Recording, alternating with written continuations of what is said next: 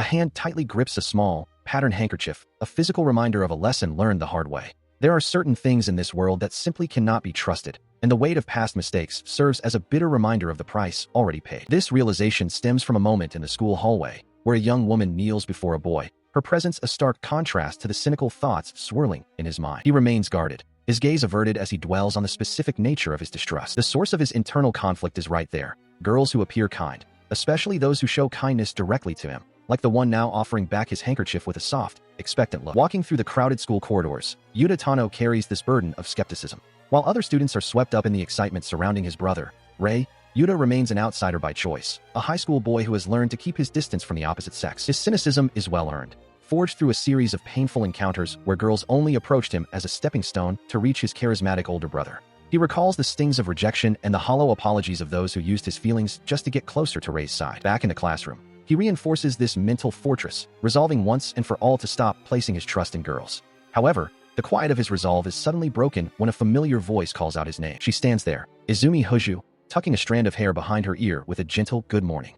Despite her pleasant greeting, his mind remains fixed on his new mantra. He cannot trust them, not a single one of them. She stands in the hallway, a silent presence that Yuta cannot help but include in his sweeping generalizations about the hidden motives of every girl he meets. Day after day, she offers a cheerful greeting, only to be met with his cold indifference or a sharp, dismissive turn of the head as he tries to maintain his emotional distance. Growing tired of the silence, she finally corners him, claiming she couldn't hear his response. This persistence forces him to bark back a loud, frustrated greeting just to end the awkward exchange and escape her gaze. She simply smiles at his outburst, acknowledging his reply with a gentle warmth that seems entirely out of place given his obvious hostility. The interaction leaves him reeling, his heart racing as he clutches his head in a desperate attempt to regain his composure and understand why he is so easily flustered by a simple smile. He identifies her as Izumi Hoju, a classmate who has been making a persistent, inexplicable effort to bridge the gap between them over the last few weeks. Despite her apparent kindness, he remains convinced that she is merely another admirer of his brother, especially as he overhears other students praising her beauty and declaring her the perfect match for the elder Tano. His suspicions are interrupted when she suddenly leans in close to ask about his favorite type of bread, catching him so off guard that he blurts out a preference for melon bread before he can stop himself. Her friend quickly picks up on the suggestion,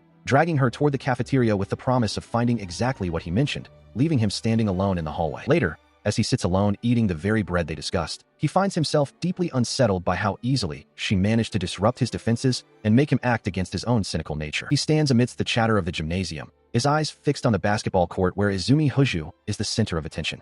Around him, the other students can't stop talking about her, whispering about how cute she looks while playing and how her presence alone elevates the atmosphere of the game. As the game continues, his companions chime in, noting that her appeal goes beyond her looks. She has excellent grades and a mysterious aura that only adds to her charm.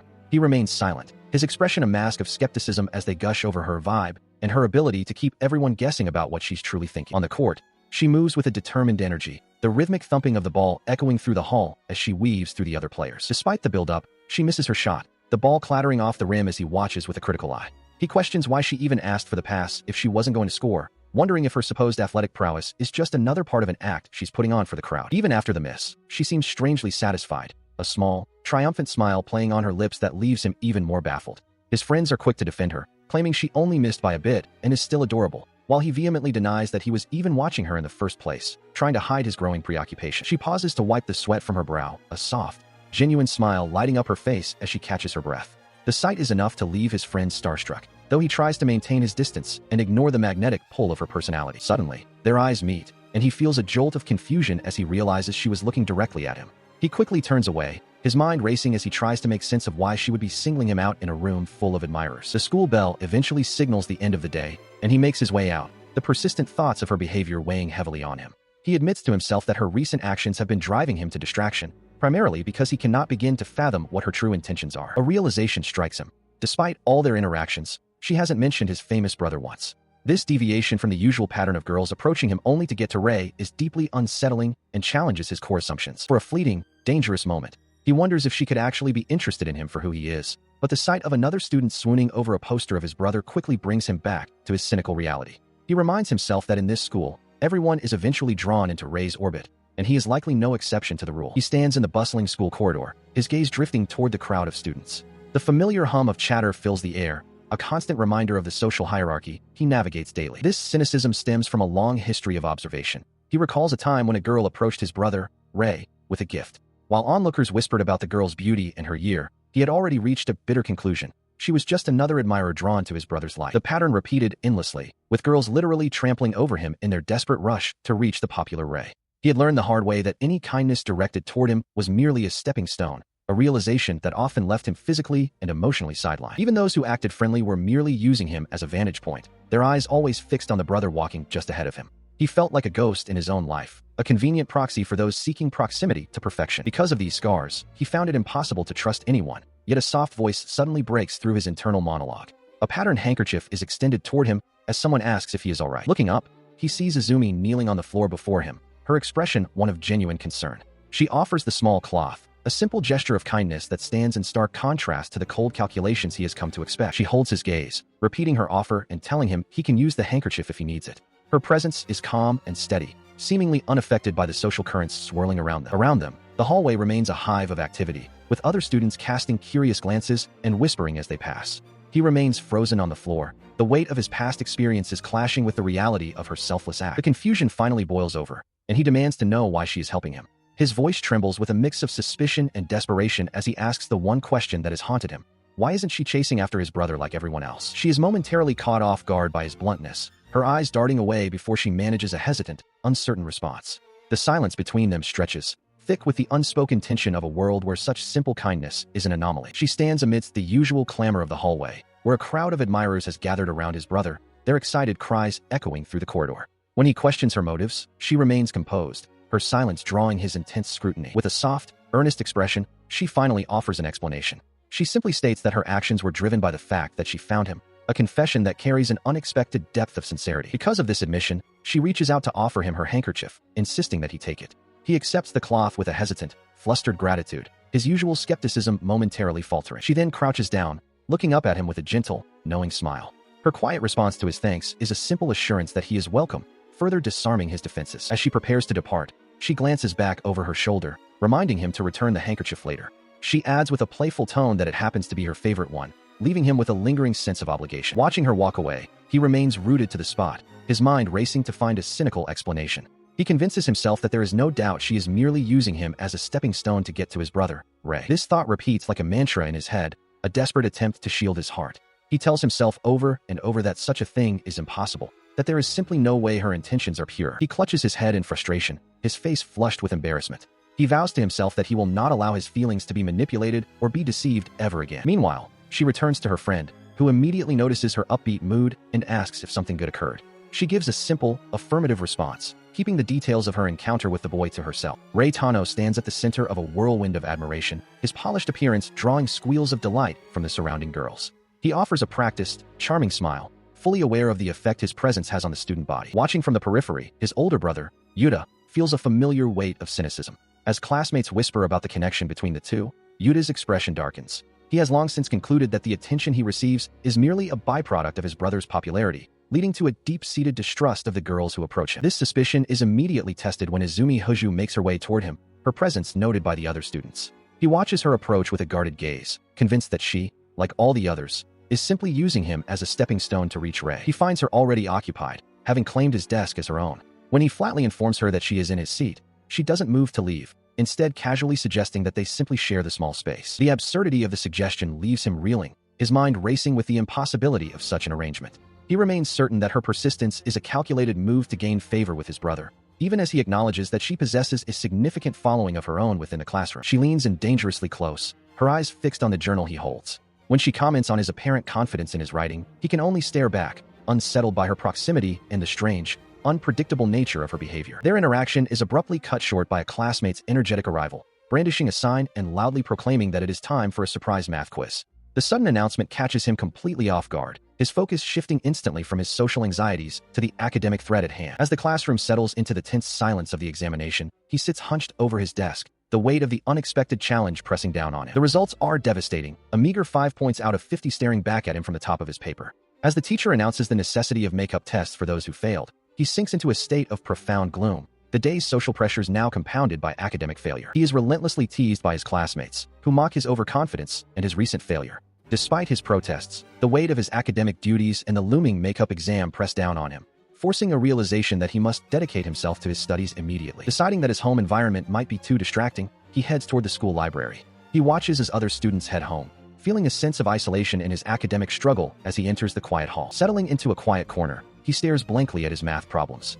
Even with the change of scenery, the complex equations remain a blur, and he finds himself no closer to understanding the material than he was in the classroom. His concentration is shattered when a familiar face suddenly leans into his personal space. It is Izumi, who bluntly informs him that he has made a mistake on his very first line of work, sending a jolt of surprise through him. He is genuinely stunned to find her here, having never pegged her as the type to frequent the library. She offers a soft apology for the intrusion, but he remains preoccupied with the sight of her actually studying hard. In his mind, he compares this studious version of her to the girl he sees on social media, posing at trendy cafes. The contrast between her online persona and her presence in this quiet hall is jarring to his expectations. He watches as she pulls out a light novel with an absurdly long title, further complicating his perception of her.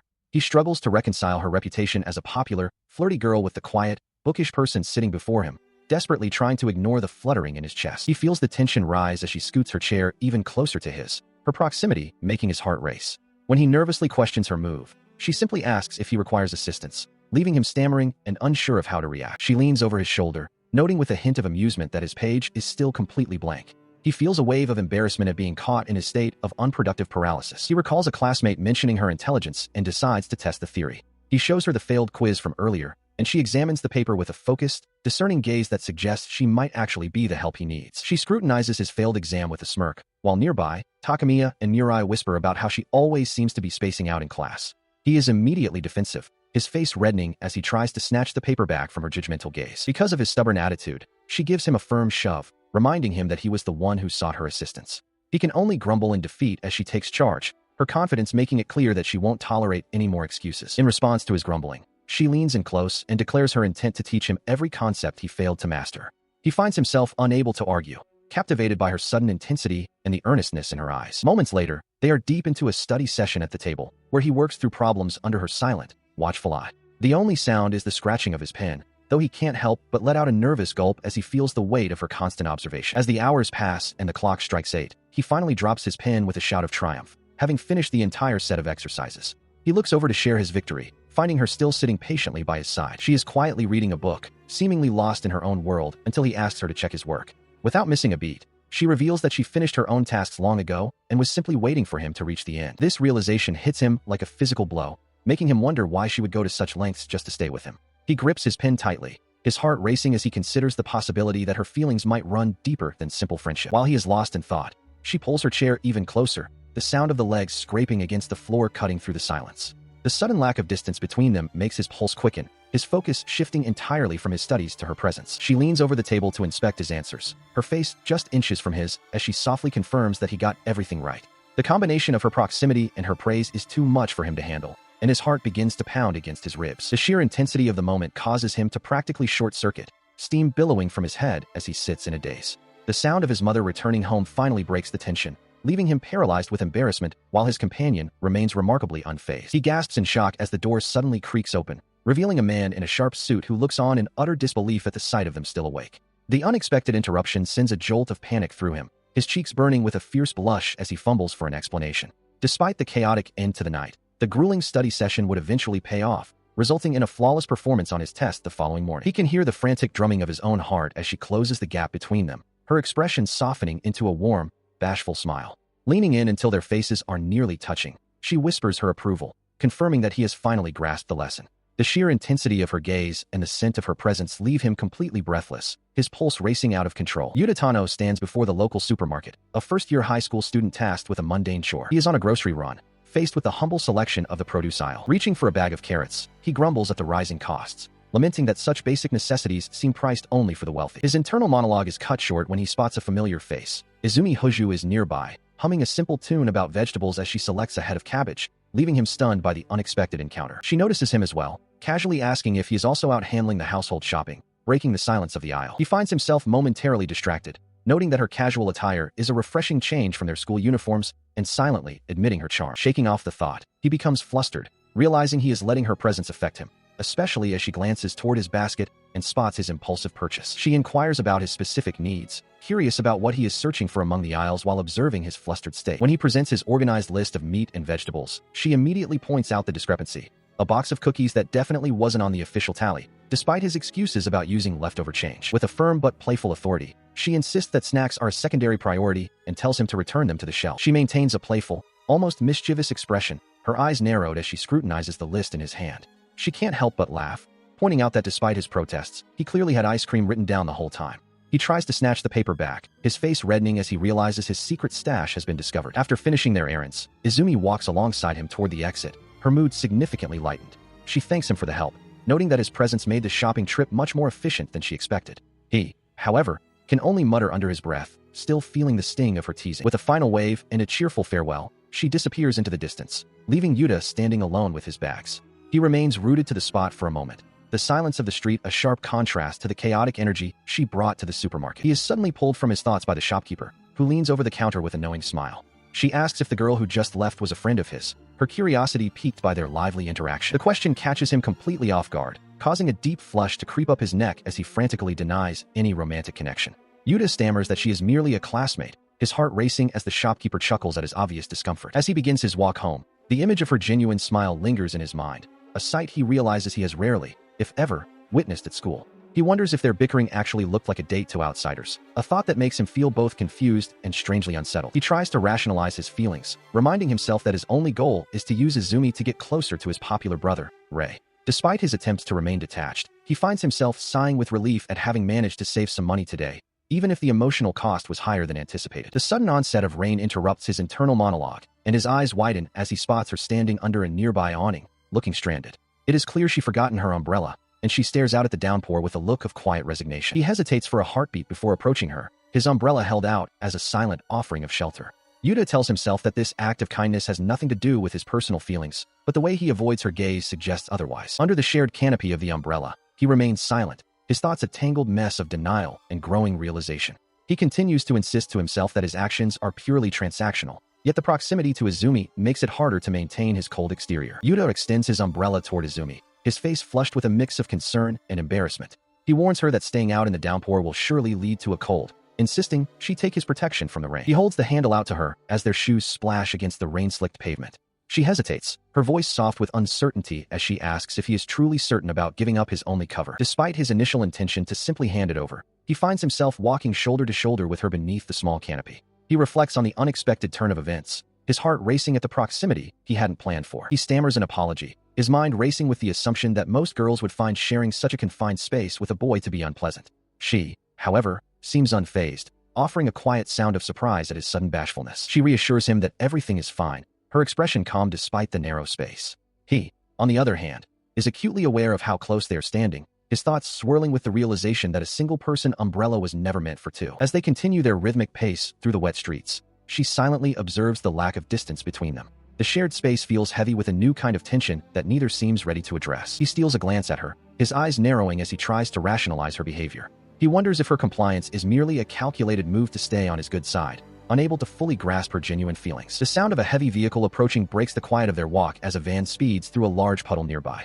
The looming threat of a massive splash suddenly interrupts their shared moment. He reacts instantly, shouting a warning as he throws himself between her and the wall of water. The deluge hits him full force, drenching his uniform while he successfully shields her from the mess. While the vehicle disappears into the distance, she looks at him with wide, worried eyes, asking if he is all right. Drenched and shivering, he insists he is fine, his first instinct being to check if she managed to stay dry. He stands there, water dripping from his hair and clothes, while she points out the obvious.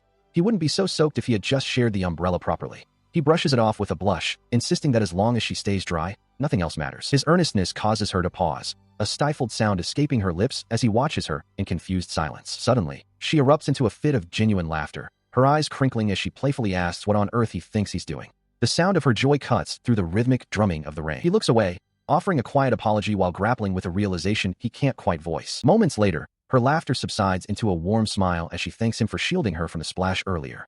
He tries to play it cool, insisting it was no big deal, though the proximity under the small umbrella makes his heart race. As they continue their walk through the relentless downpour, he realizes the rain shows no sign of stopping. He can't help but think about how strange she is, finding humor in the most unexpected moments. He finds that the memory of her smile lingers, causing a strange fluttering in his chest that he can't quite explain. She suggests they hurry home before the chill sets in, leaving him with the realization that she is someone far more impactful on his life than he ever imagined. The classroom is a cacophony of excitement and chatter, marking the arrival of one of high school's most pivotal moments, the seat change. Students scramble to their new positions, some celebrating their proximity to friends while others lament their luck. Amidst the shuffling, Yuta finds himself in a precarious position.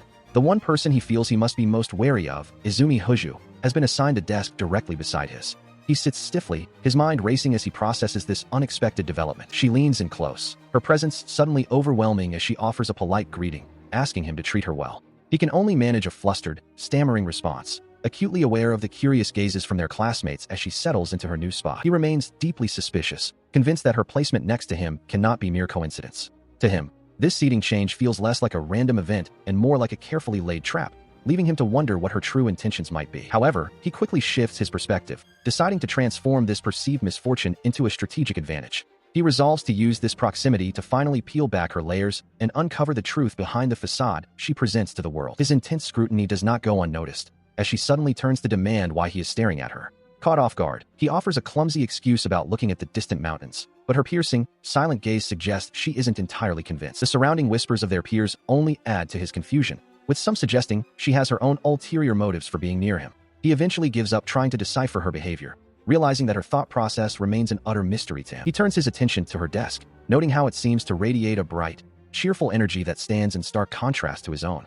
Her school supplies are adorned with cute accessories, including a peculiar, bouncy mascot that catches his eye. Noticing his interest, she holds up the strange creature, identifying it as a lazy dog and asking if he finds it cute or if it's currently popular. He stares at the odd object, once again left bewildered by her unexpected and seemingly innocent curiosity. He watches as she holds the small mascot close to her face, a playful glint in her eyes as she remarks on the resemblance between the lazy dog and him. Nearby, his brother and their classmates share a laugh, their easy camaraderie a sharp contrast to his own internal turmoil as he loudly rejects the comparison. Retreating to the safety of his desk, he grumbles to himself about the futility of his investigation, realizing he has gained no leverage over her at all. He steals a glance toward her, his mind racing with questions about her true motives, especially since most who seek his company are merely after information about his popular brother. The classroom settles into a quiet rhythm, and as they sit side by side, she reaches for a pair of glasses, a small change that catches him completely off guard. He stares in disbelief at her new appearance, finding the sight of her focused intently on her notes while wearing the frames surprisingly impactful. Leaning in to whisper,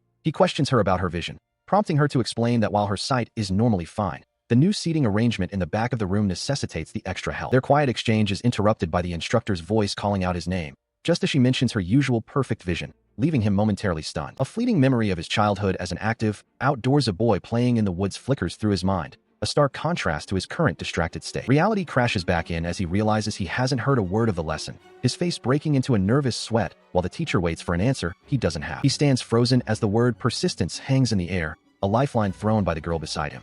He looks down at her, bewildered by the sudden and unexpected assistance. The teacher's voice cuts through his confusion, demanding to know if he heard the question. Sweat beads on his forehead as he weighs the risk. He wonders if she is truly providing the correct answer or leading him into a trap. Memories of their brief and enigmatic interactions flicker through his mind, fueling his hesitation. He struggles with the fundamental question of whether he can actually trust anything she tells him. His jaw tightens and he winces, the pressure of the silent classroom becoming almost unbearable. The internal conflict is visible in the sharp lines of his face as he prepares to take a leap of faith. Finally, he forces the word out, stammering that the answer is persistence. Beside him, she remains focused on her work, her expression unreadable as she continues to write. The classroom erupts as the teacher confirms the answer is correct, even breaking into a small, celebratory dance. He can only offer a quiet, embarrassed word of thanks while trying to hide his reddening face behind a cough. She, however, makes no effort to hide her satisfaction, a smug smile playing on her lips as she adjusts her glasses. The light catches the lenses, emphasizing the quiet triumph in her gaze. Seeing her reaction, his face burns even hotter with a deep blush. He watches her twirl her pen with practiced ease, unable to fathom why she seems to be deriving so much enjoyment from his predicament. He resolves to trust her just this once, acknowledging that she did, in fact, help him. Turning back to her, he questions why she hasn't requested a seat change if her vision is truly as poor as she claimed, but she remains silent. She simply rests her chin on her hand, a serene and genuine smile gracing her features. With a soft, humming tone, she admits that she simply likes being right where she is. She remains an enigma to him, her playful salute and the sudden chime of the school bell only deepening his confusion. Despite their recent moment of connection, her true thoughts are still impossible to decipher. Following the chime of the bell and the subsequent seating lottery, she is placed in the very last row, prompting immediate concern from her classmates about her ability to see the board. While she quietly insists that she will be fine, he finds himself assigned to a nearby seat, drawing playful envy from his peers who jokingly beg to switch places with him. Turning back toward him, she reveals a face flushed with a deep, unmistakable blush and a soft, knowing smile. She simply adjusts her glasses, noting that they should solve any issues with the distance, while he is left dazed and unsteady by the intensity of her gaze, wondering exactly what it was he saw in her eyes at that moment as the school day continues. The energetic girl with twin tails, Yurara, beams with excitement as she holds up her phone, suggesting to her classmates that since they are already settled on the bus, they should pass the time by playing cards. Her suggestion ripples through the crowded bus, where the air is thick with the chatter of students. Yuta looks up in genuine surprise when he realizes he's being included in the plans, while Takamiya and the others eagerly agree, noting how well-prepared their classmate Morikawa seems to be. Outside, the bus wends its way along a lush, tree-lined road, leaving the city behind for a day of outdoor learning designed to help the students embrace nature and strengthen their bonds. As the vehicle climbs higher, the students press against the windows, captivated by the breathtaking scenery unfolding before them, their faces lit with wonder at the vibrant landscape. Despite the cheerful atmosphere, he can't help but feel a sense of trepidation, reflecting on how he ended up in this specific group simply because Takamiya called out to them, leaving him as the only one seemingly burdened by a moral compass. She, however, remains a calm presence amidst the excitement, though her inclusion in the group hasn't gone unnoticed by the other girls, who whisper in surprise and envy that someone as popular as Izumi, and even Rei, ended up in this particular circle. To settle the division of labor for their upcoming meal, the group turns to a game of cards, with the stakes being the dreaded firewood duty versus the more desirable cooking roles. He finds himself momentarily lost in thought, snapped back to reality only when his companions urge him to pay attention to the high-stakes game unfolding. The tension rises as Rei casually mentions a warning he heard from an older student about the sheer brutality of gathering firewood, a comment that sends a visible shiver of dread through his brother. As the bus roars onward toward their destination, he steels his resolve, his mind focused on the cards in his hand and the singular goal of avoiding the grueling labor that awaits the losers. He arrives at the campsite amidst the lively chatter of his classmates as they begin to unload and gather for instructions. Carrying a heavy bundle of logs, he turns to his companion, questioning why she ended up assigned to the grueling firewood duty alongside him. The reason was simple. They were the bottom two crew, having lost the card game on the bus. While the cooking team celebrated their luck, he had been stuck with the heavy lifting because he finished dead last, with her right behind him in second to last place. As they trudge up the steep, wooded slope, the weight of the logs begins to take its toll. He watches her with growing concern as she wobbles unsteadily, her small frame barely able to manage the load. She suddenly drops her bundle with a sigh of relief, acting as if the job is complete, but he quickly reminds her that they haven't even reached the halfway point of their task. Their struggle is interrupted when a classmate, Hasegawa, approaches with a gentle concern, asking if they are holding up all right under the strain. She offers a warm, encouraging smile, insisting that they shouldn't hesitate to ask for help if the work becomes too much, leaving him momentarily stunned by her kindness. Nearby, the other students can't help but admire her grace, whispering about how she truly is one of the class's most radiant stars for being so considerate. Suddenly, a shadow falls over him as his partner reappears at his side, startling him with her abrupt return after her brief rest. She is visibly winded, her breath coming in heavy gasps as she tries to recover from the exertion. He realizes then that despite her best efforts, she is completely out of her element when it comes to physical labor. She hurries along,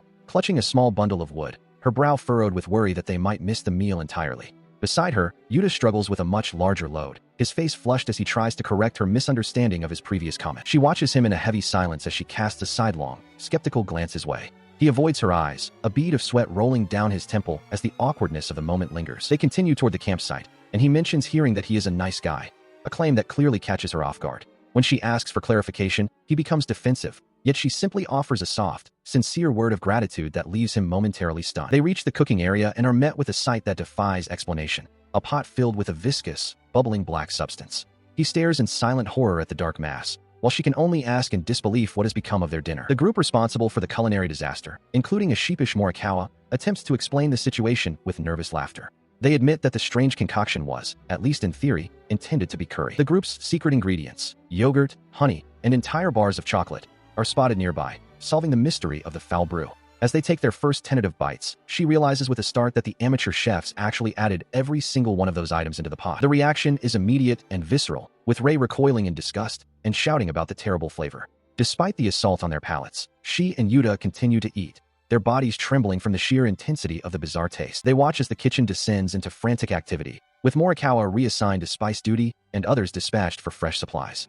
The air is thick with the sounds of chopping and a desperate scramble to salvage the meal. He hears a rumor begin to circulate among the students regarding his hidden talents amidst the chaos. They whisper about his supposed proficiency in the kitchen, a claim that leaves him looking genuinely bewildered. He listens as the conversation shifts to his habit of preparing his own lunches, with classmates praising the quality of the bento he brings to school. Hearing this, she finds herself lost in thought, reflecting on the idea of a meal prepared with such care. She and the rest of the group finish their meal with satisfied sighs, the plates now empty. The air is filled with praise for the meal, with Morikawa and the others declaring the rescue mission a total success.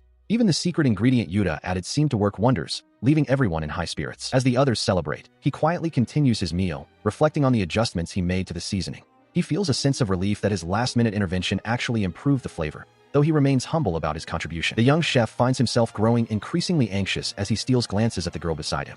She has been eating in silence, offering no feedback, which leads him to worry that perhaps the dish wasn't to her liking after all. She finally breaks the silence when she looks up, a soft blush dusting her cheeks as she admits the food is truly delicious. The simple compliment sends a jolt through him, his heart racing at her unexpected and sincere reaction. He continues to eat, his own face flushing as he questions why her approval brings him such an intense sense of joy. His internal musing is interrupted when she leans in close, gently wiping a stray grain of rice from his cheek with a tender, matter-of-fact gesture. She remains lost in her own thoughts, wondering why his cooking has such a profound effect on her, unaware that she has managed to get even more rice stuck to her face. The quiet moment is suddenly shattered by the crackle of a loudspeaker, as an announcement blares across the campsite, calling for everyone's attention. The voice belongs to their instructor, who enthusiastically announces the start of a new recreation event, a grand treasure hunt set within the surrounding mountains. While the other students erupt in excitement at the prospect of a challenge, the two of them share a look of surprise, realizing their quiet afternoon is about to take a much more adventurous turn. The instructor, sporting a wide-brimmed hat and a confident smirk, lays out the challenge for the day.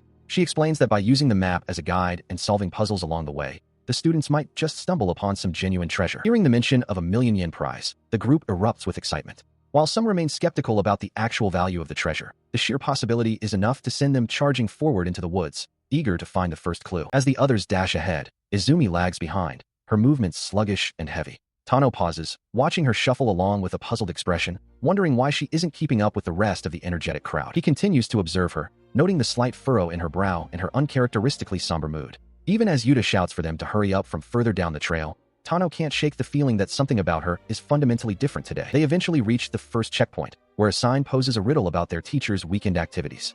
Faced with choices between wrestling, bowling, and aerobics, Yuta clutches his head in frustration, lamenting the impossibility of knowing such a specific detail. Without a moment's hesitation, she points toward the path marked for bowling. Her sudden certainty catches the boys off guard, leaving them staring in surprise at her decisive choice. She explains that the answer was hidden in plain sight during a recent lecture, recalling a moment when the teacher had mentioned her hobby. While the others marvel at her memory, she turns to Tano, playfully demanding the praise she feels she's earned for her sharp observation. The rest of the group joins in the celebration, acknowledging that they would have been completely lost without her intervention. She accepts the compliments with a modest smile, the earlier gloom seemingly lifted by the success of their first step in the hunt. She offers a soft, blushing smile, her eyes shimmering with a quiet warmth that puts his mind at ease. Observing her, he concludes that despite her earlier sluggishness, she seems to have recovered her spirits and is doing just fine. Following that moment of reassurance, the group throws themselves into the hunt with renewed vigor, tackling a series of riddles that range from counting cubs to identifying hidden flowers. They move through the forest like a whirlwind of energy, and she beams with pride, noting that they have already successfully solved a significant number of the challenges. However, the momentum of their success is suddenly interrupted when he realizes a member of their party is missing. He scans the immediate area with growing concern, prompting his companion to explain that she had stepped away to find some water, though even they admit she should have returned to the group by now. As the minutes tick away, the pressure of the competition begins to mount, with only 10 minutes remaining on the clock. He stares at the path ahead, his mind racing with the realization that even if she had gone for a drink, she shouldn't have wandered this far from their current position. The possibility that she might have lost her way begins to weigh heavily on him, and while he tries to dismiss the thought, he can't help but acknowledge that such a mishap is entirely within the realm of possibility for her. His imagination begins to run wild, picturing her getting easily distracted by a passing butterfly or perhaps collapsing from exhaustion while searching for a stream.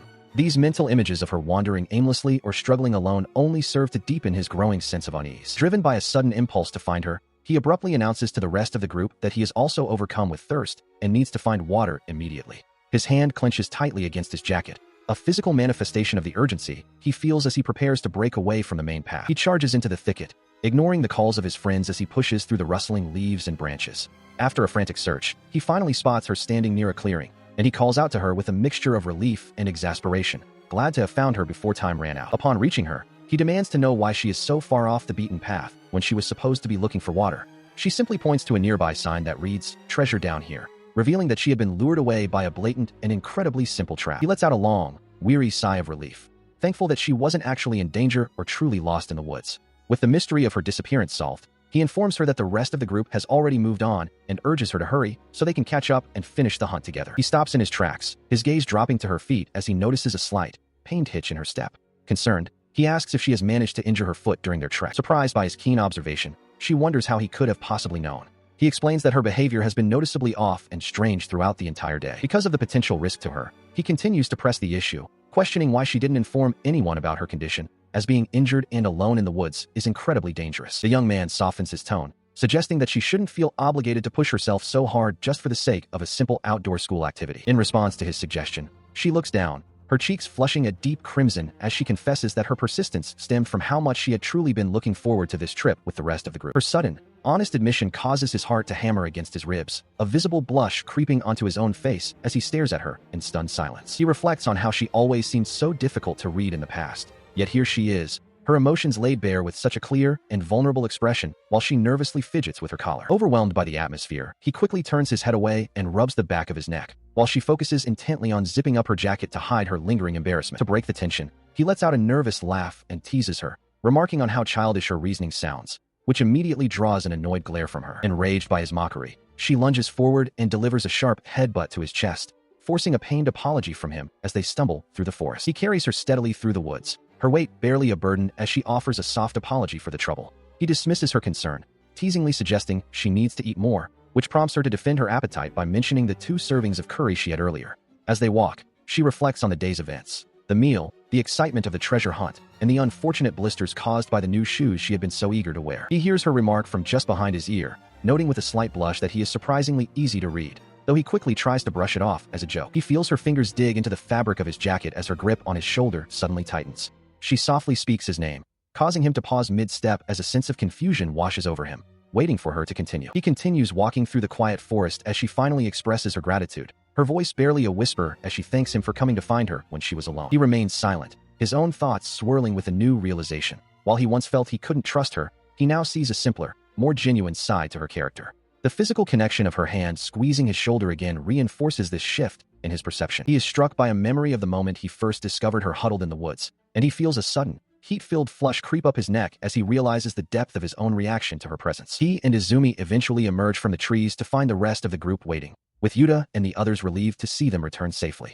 The atmosphere shifts from intimate to celebratory as the group gathers around to discover what the final prize of their hunt actually is. The group's excitement quickly turns to collective despair when the treasure is revealed to be nothing more than a stack of 10 classical problems workbooks.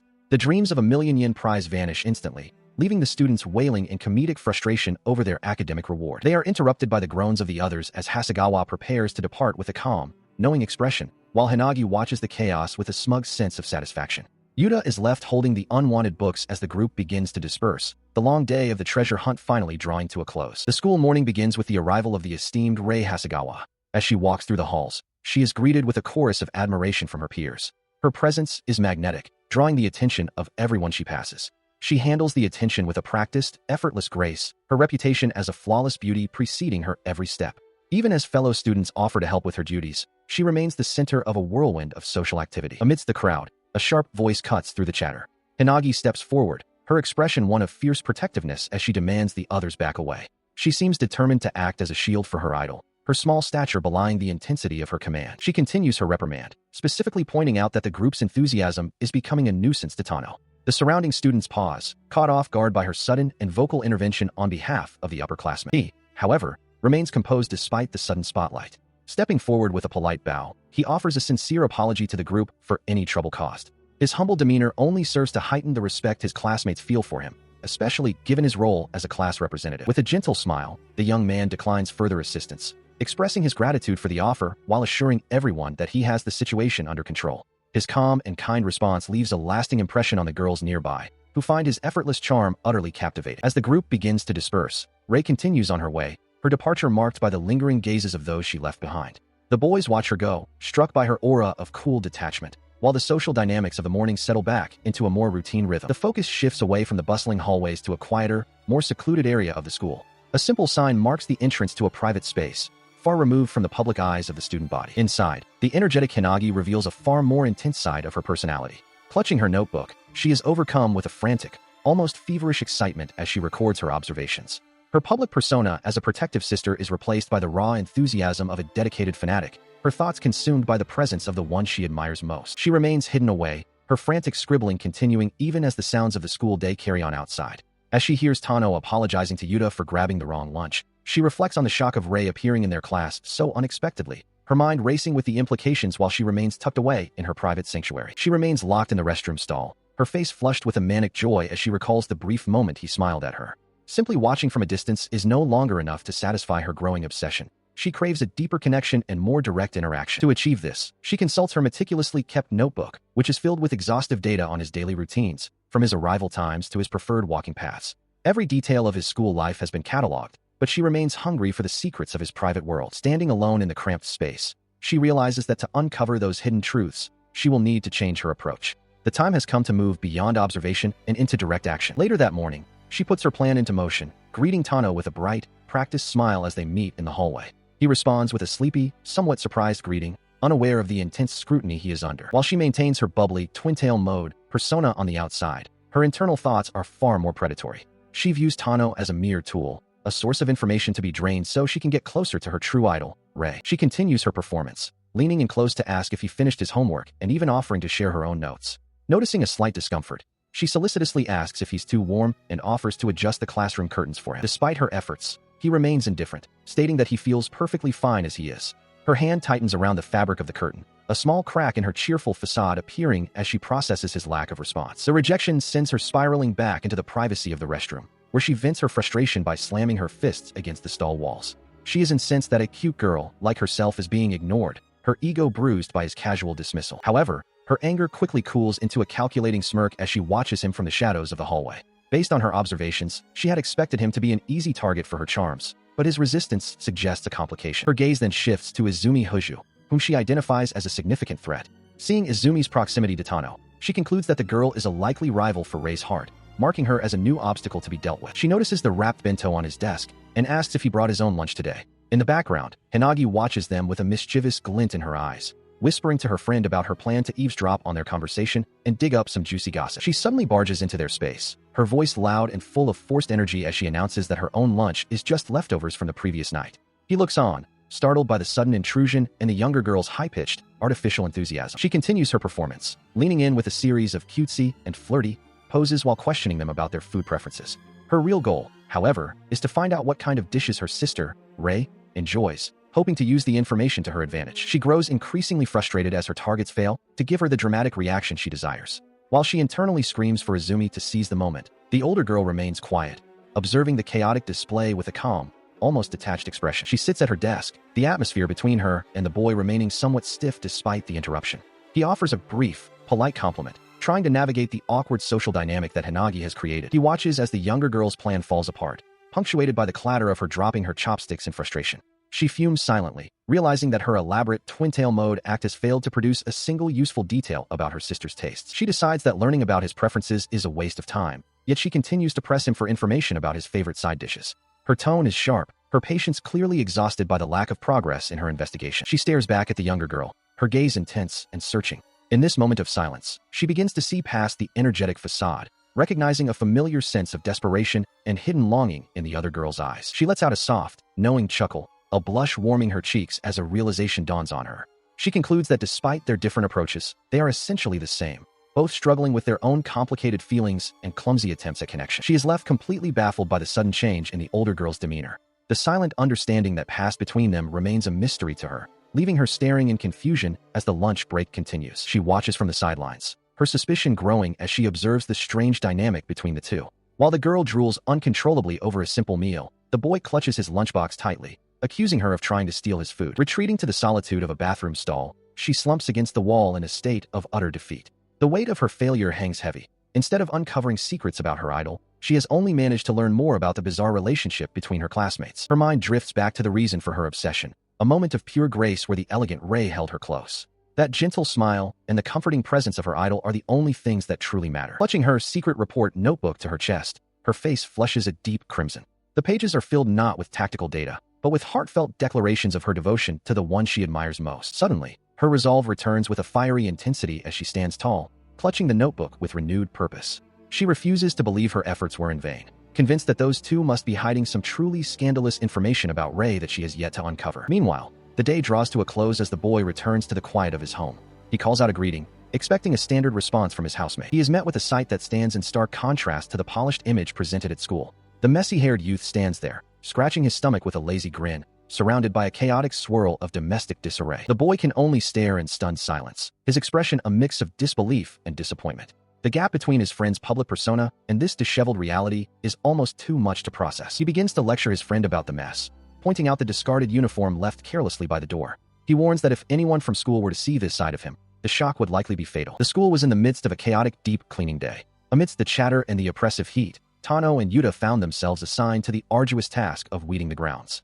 As they worked, Hinagi approached them with an uncharacteristic sparkle in her eyes, claiming they were friends. Tano, wiping sweat from his brow, could only wonder when exactly this supposed friendship had even begun. She continued her charm offensive, showering them with compliments and acting remarkably sweet. While Yuta seemed to take the sudden kindness at face value, Tano remained wary, his eyes narrowing as he tried to decipher what she was actually trying to achieve with this sudden shift in demeanor. The ringing of the school bell finally signaled the end of the day's labor. As the boys slumped over in exhaustion, Hinagi's cheerful facade crumbled into a frustrated pout. She was annoyed that despite her efforts, Tano hadn't let slip a single detail about her sister, Rei. The path to friendship, she realized, was going to be much longer than she anticipated. Later, while resting her head on her arms, she reflected on her failure. She concluded that to truly get close to him and extract the information she craved, she would first need to build a genuine foundation. With a determined look, she decided to initiate Operation Friendship. As the fatigue of the day truly set in, she reached into her blazer, seeking the comfort of a familiar scent. She patted her pockets, expecting to find her most prized possession,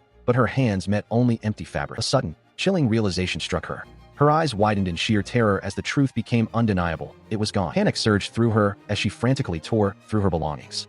She emptied her bag and searched every corner of her desk, tossing items aside in a desperate bid to find the memento she claimed to always keep by her side. This lost treasure was a precious bookmark, a memento featuring a cherished image of Rei-sama that she held dearer than anything else. Overcome with grief and desperation, she bolted from the room, her cries of apology to Rei-sama echoing down the hall. Tano watched her frantic retreat with a look of dark skepticism, questioning the sincerity of a love that could so easily lose its most vital symbol. He walks down the hallway with his friends, listening as they comment on how much Yuta has mellowed out recently, much to the other boys' chagrin. In response to the teasing, Yuta insists he only helped Hoja-san with a piggyback ride because she was physically unable to walk, his face flushing at the memory of the close contact. The boy shouts a denial, claiming his deep-seated distrust of girls remains unchanged, while his friends laugh and suggest his long-standing phobia might finally be cured. Their path is suddenly blocked by a dejected Hinagi, whose aura of gloom is palpable as she mutters about losing something precious that she simply cannot find. Seeing her distress, the boys immediately volunteer the group's help, grabbing him by the shoulders to ensure his participation as Hinagi reveals the lost item is a bookmark. Despite his protests about being dragged into the situation,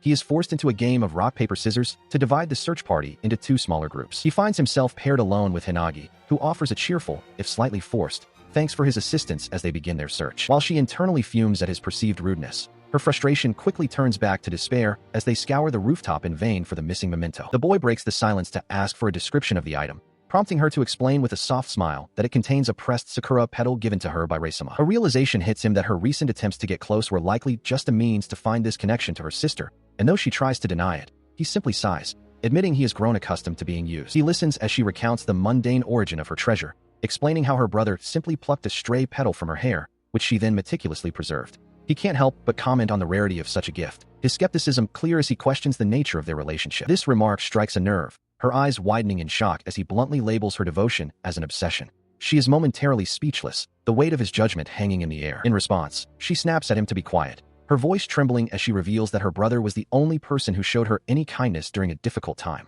He stands there, momentarily silenced by the weight of her past and the intensity of her outburst. Her eyes well with tears and her cheeks flush a deep crimson as she confesses the depth of her feelings, her voice a soft, vulnerable whisper of love for the one who stood by her when no one else would. Overwhelmed by the exchange, she quickly apologizes for involving them in her search and turns to flee, insisting she will find a lost bookmark on her own. He watches her retreating figure, the air between them heavy with unspoken words and a sudden sense of guilt. He tries to brush off the encounter, muttering to himself that he has no obligation to help her, yet his feet lead him through the heavy door and back toward the search despite his cynical internal monologue. Standing alone, he lets out a long, weary sigh. The image of her tear-streaked face and her heartfelt confession still burned into his mind, making it impossible to simply walk away. Meanwhile, back in the corridor, the others continue their search, only to realize that their companion has already slipped away to follow his own path, leaving them to wonder where he could have gone. Outside, the wind whips through the trees as he scans the grounds, noting that the bookmark is nowhere to be found and deducing that the only remaining place she could have gone was the area where they had been pulling weeds earlier that day. As the sun begins to dip,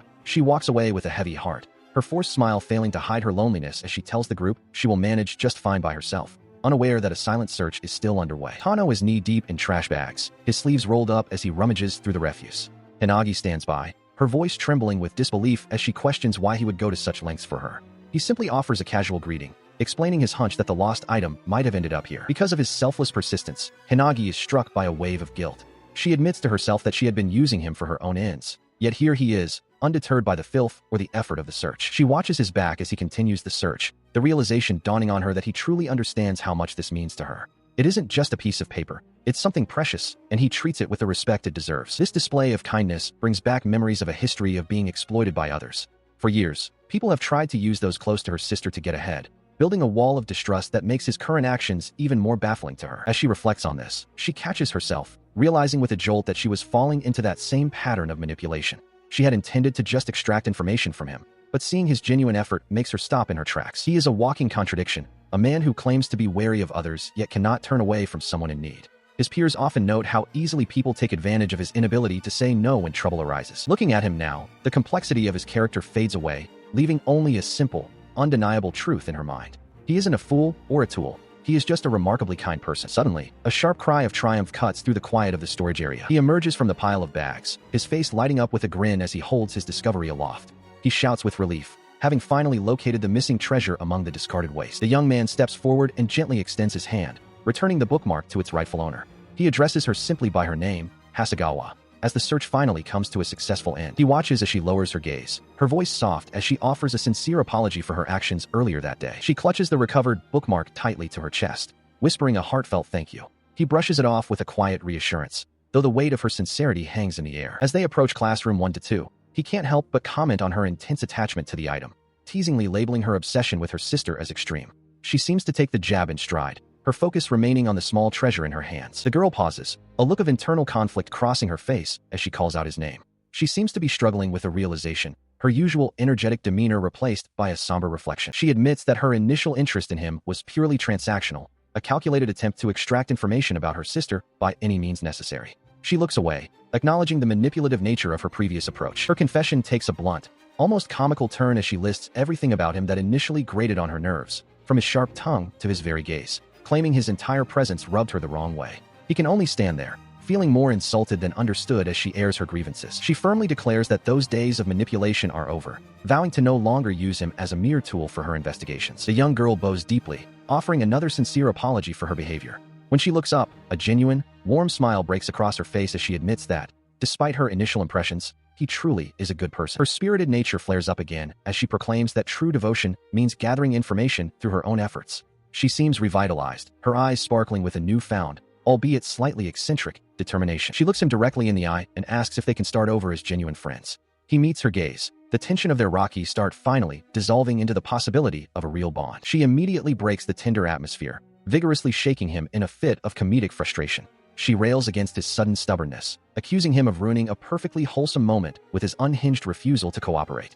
He, however, remains firm, his rejection absolute despite her frantic protests. Her frustration quickly evaporates into a light-hearted laugh, the tension of their previous confession replaced by a newfound, easy camaraderie. As they begin to walk together, she continues to tease him, suggesting that showing a softer side might actually make him popular with girls, though she quickly adds that he'll never reach the legendary status of her beloved sister. He grumbles in response, questioning why she feels the need to insult him every few seconds, but their bickering is interrupted when they spot a familiar group ahead. He watches silently as the other students prepare to head home, his thoughts turning cynical as he reflects on his past experiences of being used by others. She is quick to sense his darkening mood and sharply reminds him that she has moved past her manipulative ways, even as they observe their classmates, including the ever-composed Huju, departing together. His gaze lingers on the girl in the distance, who offers a soft, enigmatic smile as she walks away.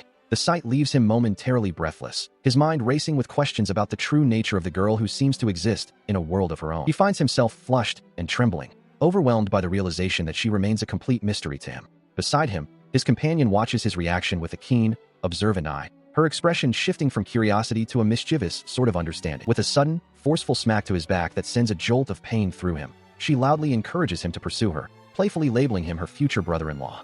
He yelps in surprise and agony, reeling from both the physical blow and the startling implication of her words as their journey home takes an unexpected turn. The school sports festival is fast approaching, and today is a dedicated practice day. On the track, Yuta sprints with impressive speed, drawing gasps of admiration from the onlookers. Tano watches from the sidelines, wiping sweat from his brow with a towel as he acknowledges his friend's athletic prowess. He then wanders over to a small patch of shade where Izumi is resting. He comments on the tiny sliver of cool air she's managed to find, while she playfully remarks on how she maintains her style even while taking a break. He suggests a better spot nearby, but she seems content to stay put. Looking over at the suggested area, he realizes why she hasn't moved. A cluster of flowers has already claimed the better shade, leaving her with the only available spot. She turns her gaze toward him, noting that he is surprisingly fast on his feet during practice. He is caught off guard by her observation, not expecting her to pay attention to his performance. She sighs, admitting that her own laziness prevents her from moving even if she wanted to find a better spot. Their conversation is interrupted when Hinagi rushes up, calling out to him with urgency.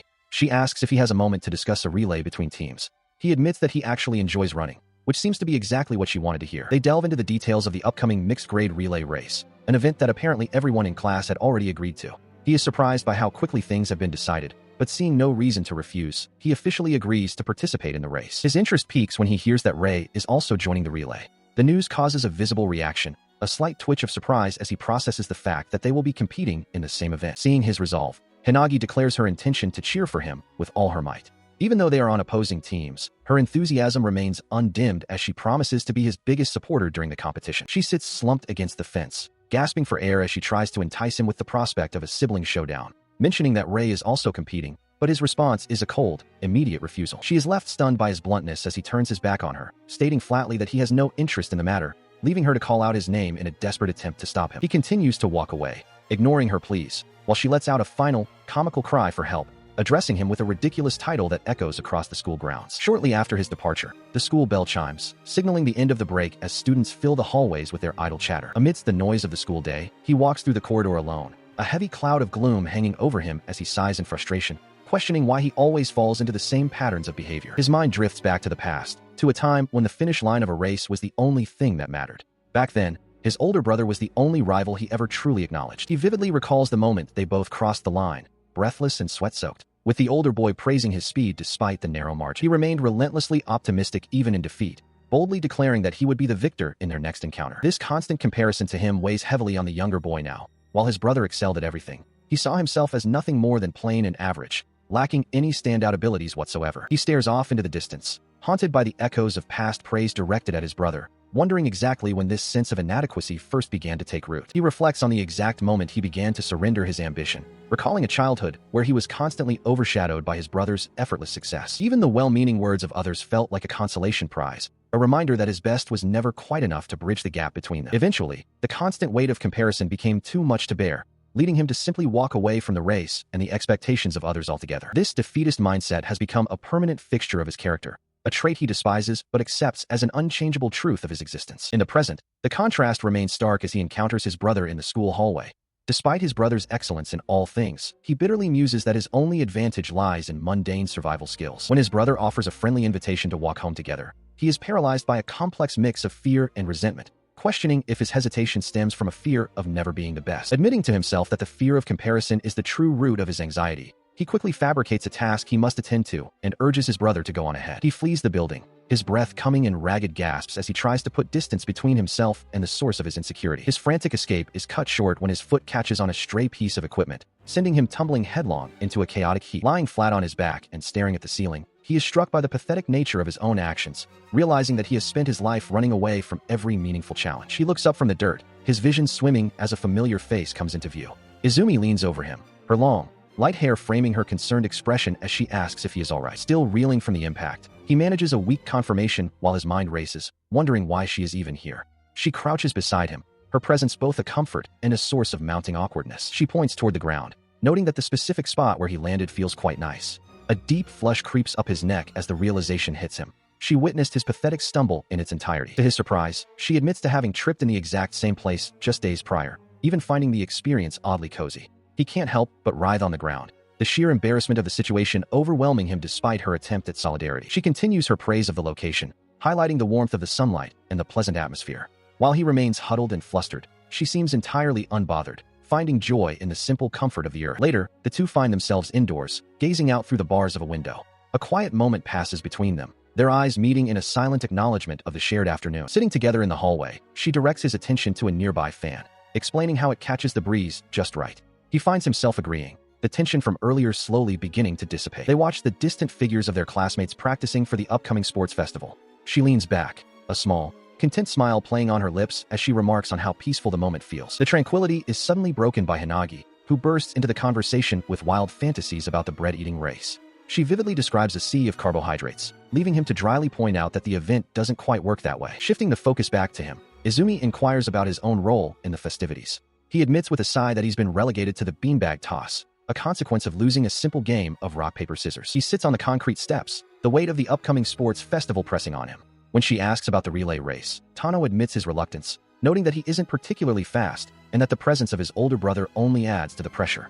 As he speaks, he finds himself gripping his trousers, wondering why he is being so open with Izumi. Because of his hesitation, Izumi tilts her head, questioning why his brother's presence would make the race a problem. He struggles to find an answer, admitting that while he doesn't fully grasp the complicated feelings himself, the comparison is always there. In response to his self-doubt, she offers a simple, grounding thought. Regardless of who else is there, he is still himself. They sit in a comfortable silence for a moment, the school building looming behind them. He looks at her, struck by her directness. While he continues to compare his own abilities to his brother's perceived shadow, he realizes that she sees him with a clarity he lacks. Their conversation is momentarily interrupted when his gaze falls upon a single flower growing near the steps. She follows his look, her attention shifting to the solitary bloom. As they observe the plant, they realize it has been moved from its original spot in the shade. The change in environment seems to have had a profound effect on the small flower. The bloom, now bathed in the afternoon light, appears vibrant and full of life. She remarks on how bright it looks, noting that when given a chance in the sun, its true colors finally manifest. Turning her gaze back to him, she draws a parallel, assuring him that he will be just fine. She recalls seeing him run before, describing how he seemed to sparkle with effort and determination. She leans in closer, her expression softening with a sincere, encouraging smile. With absolute conviction, she tells him that he is their best bet for the upcoming race. Having said her piece, she stands up to leave, leaving him sitting on the steps in a state of stunned silence. He looks up at her, his heart racing as her words echo in his mind. He stands there, bewildered, questioning how she can be so certain of his success.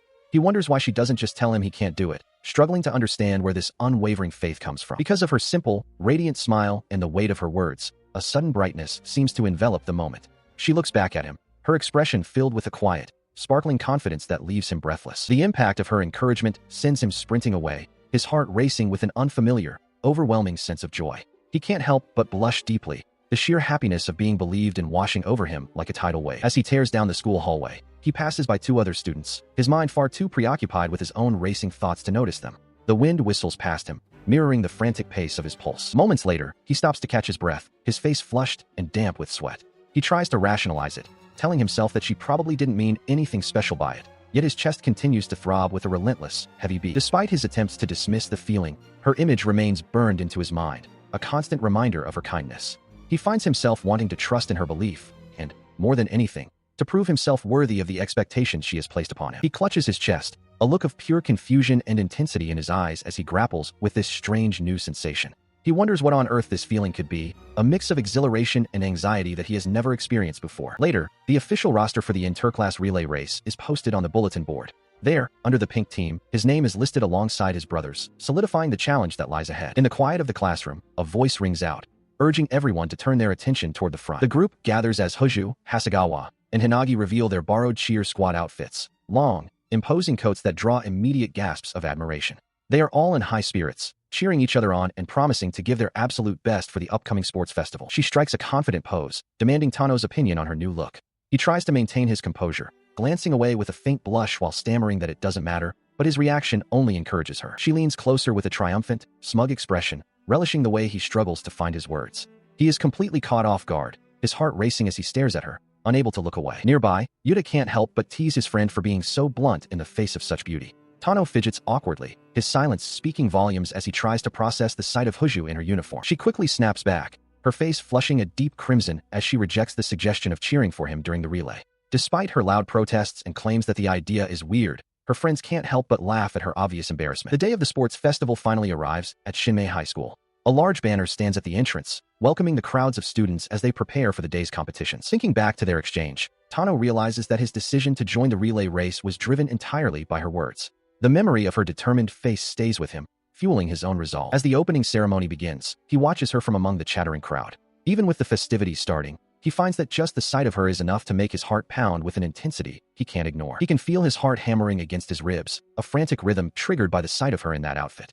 As she glances back with a faint blush, he quickly averts his eyes, his face burning with an intensity that matches the heat of the festival grounds. The sudden roar of the crowd breaks his trance as the first event, the ball toss, is officially announced. While the stadium erupts in cheers, his friend stands nearby, arms crossed, and looking utterly disinterested since his own competition won't begin for quite some time. Nearby, a small crowd has gathered around the school's idol, who is graciously posing for photos with her admirers. Her younger sister, however, is far less pleased with the attention, hovering protectively and warning others not to get too close. Out on the field, the pink team is already falling behind in the ball toss. Instead of throwing the balls one by one, she has decided to dump her entire basket at once, a chaotic strategy that leaves him and the other spectators completely baffled. While distracted by the spectacle on the field, he accidentally collides with a solid, towering figure. He immediately begins to stammer out an apology, still trying to process the confusing events of the day. The man he bumped into turns around, casting a shadow over him with a sharp, piercing glare. The stranger's presence is imposing, his features hardened into an expression that radiates a silent, intimidating intensity. Suddenly, the tension breaks as the large man reaches out and firmly grips his shoulder, though not in anger. He admits he was simply lost in thought and offers a casual apology for the collision, leaving the boy startled by the sudden shift in demeanor. Recognition finally dawns on him as his friend calls out to the man, revealing him to be his father. Standing beside the tall man is a cheerful woman who waves enthusiastically, both of them having arrived to support their son and his friend. He is genuinely surprised to see them both there, but they quickly reassure him that they wouldn't dream of missing the event. They speak with warmth, making it clear that they consider both boys to be their precious ones and are eager to cheer them on. As the couple begins to flirt openly, their affectionate display draws a crowd of curious onlookers. He can only watch in a mix of embarrassment and amusement, realizing that the overwhelming energy of his friend's family is just as intense as the festival itself. He stands there, slightly taken aback as Yuta's mother casually remarks that his lack of a following makes things much simpler for them. The comment stings just enough for him to wonder if he's just been subtly insulted, even as the woman's cheerful and oblivious demeanor remains unchanged. Nearby, Izumi beams with pride, holding up 2 fingers to signal her success in the ball toss event. She announces her achievement with a bright smile, her peachy pink shirt catching the light as she celebrates her small but meaningful victory in the competition. Her enthusiasm immediately draws the attention of Yuta's parents, who are instantly charmed by her energy. His mother gushes over how adorable she is, while his father offers a hearty word of praise, both of them turning to their son with eager curiosity to find out exactly who this girl is. The sudden spotlight leaves her flustered, her cheeks flushing as she struggles to find the right words to respond. Yuta's mother continues to marvel at her, her excitement bubbling over as she realizes this isn't just any classmate, but someone who clearly holds a special place in the group. Regaining her composure, she offers a polite introduction, identifying herself as Izumi Hoju to the curious couple. In return, they warmly introduce themselves as Yuta's parents, expressing their sincere gratitude to her for looking after their son during their time at school. The conversation takes an embarrassing turn for Yuta as his mother begins to ramble about how he usually keeps to himself and rarely speaks to girls. He frantically tries to cut her off, his face burning with shame as she continues to reveal more than he'd like about his social habits in front of his friends. She doesn't stop there, admitting that her son can be a bit blunt and insensitive at times. Leaning in with a conspiratorial air, she asks if his directness has been a bother, but Izumi quickly reassures her with a gentle smile, insisting that it hasn't been an issue at all. As she speaks, her mind drifts to the quiet moments she shared with Tano, recalling the time he selflessly lent her his umbrella and the many other instances where he stepped up to help when she needed it most. To her, his true nature is defined by a hidden kindness that goes far beyond his outward bluntness. While the women talk, Yuta's father maintains a steady, observant gaze on the young man standing nearby. There is a quiet intensity in his eyes, as if he is measuring Tano's character and trying to understand the depth of the bond that has formed between these students during the festival. The encounter concludes with a warm invitation from the mother, who encourages Izumi to visit their home whenever she has the chance. The suggestion catches Yuta completely off guard, leaving him standing there in a state of bewildered surprise as his parents continue their friendly but overwhelming interrogation. His father's hand clamped down firmly on the boy's shoulder, the sudden weight catching him completely off guard. The older man leaned in close, his expression unreadable behind his glasses as he declared that from this moment forward, the nature of their relationship would change. The man continued his intense display of hospitality, expressing how truly happy they would be if she remained close friends with their son. Beside him, his wife beamed with matching enthusiasm, while Yuta stood between them, his face a mask of pure mortification as his parents' overbearing friendliness reached a fever pitch, leaving Izumi to simply nod in polite, slightly overwhelmed agreement. As they finally began to depart, the couple offered a final, enthusiastic cheer for the upcoming events, prompting their son to shout after them in a desperate attempt to stop their embarrassing display. Despite the chaos, Izumi turned to him with a soft smile, remarking on how genuinely kind his parents seemed to be, though he remained skeptical of their methods. She began to walk away to join her own group, but paused to look back over her shoulder, her gaze lingering on him with a newfound intensity. With a gentle, almost teasing tone, she promised that she would be watching him as well, her words sending a sudden, rhythmic thrumming through his chest that he couldn't quite ignore. The clear sky above the school grounds seemed to mock his internal turmoil as he struggled to regain his composure. He cursed silently, pleading for his heart to stop its frantic racing after her unexpected parting words, the festive banners fluttering in the breeze as the competition loomed. Elsewhere on the field, the atmosphere shifted as the competitive spirit took hold of the older students. Yuta, now focused and determined, listened as a teammate confirmed his role as the anchor for the day's final relay race, his usual easygoing demeanor replaced by a sharp, athletic intensity. He sat among his teammates in the blue team's tent, his popularity evident by the casual banter surrounding him. One of the boys noted how impressive it was that his younger brother was also participating in the same event, a fact that Yuta acknowledged with a simple, confident nod as he prepared for the heat. The scoreboard loomed over the track, showing the blue team in a commanding lead as the festival reached its peak.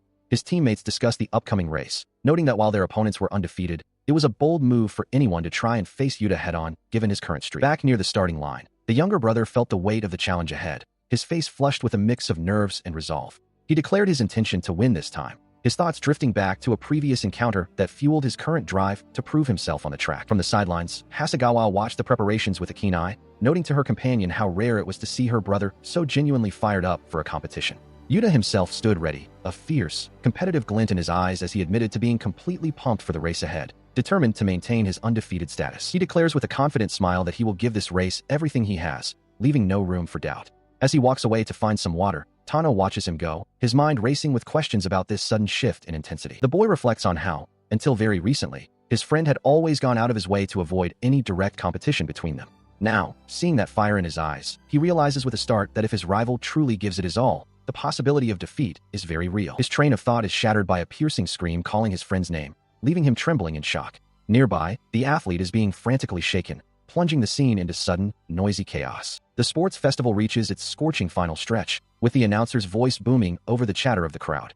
Only 3 regular events remain, and the tension is palpable as the participants prepare for the climax. Amidst the heat and the noise, the realization that his turn is rapidly approaching begins to weigh heavily on the young runner. He is gripped by a sudden, paralyzing terror, his heart hammering against his ribs with a frantic rhythm.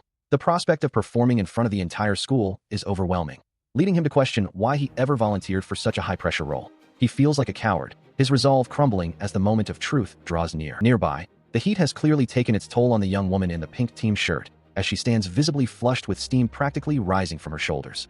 Her friends notice her distress immediately, commenting on the sweltering conditions and her lack of a fan to cool herself down. Seeing her struggle, they quickly mobilize to help, offering her water, salt supplements, and a fresh cooling towel. She gratefully accepts the supplies, her expression one of relief as she tries to combat the oppressive midday sun. The young woman is then presented with a specialized folding fan, as one of the boys points out that it features supportive messages for both of the key runners on its different sides. He encourages her to use it to cheer them both on, providing her with a practical tool to show her support during the upcoming race. She takes the fan with a soft word of thanks, her gaze lingering on the gift as the boys move off to prepare for their own roles.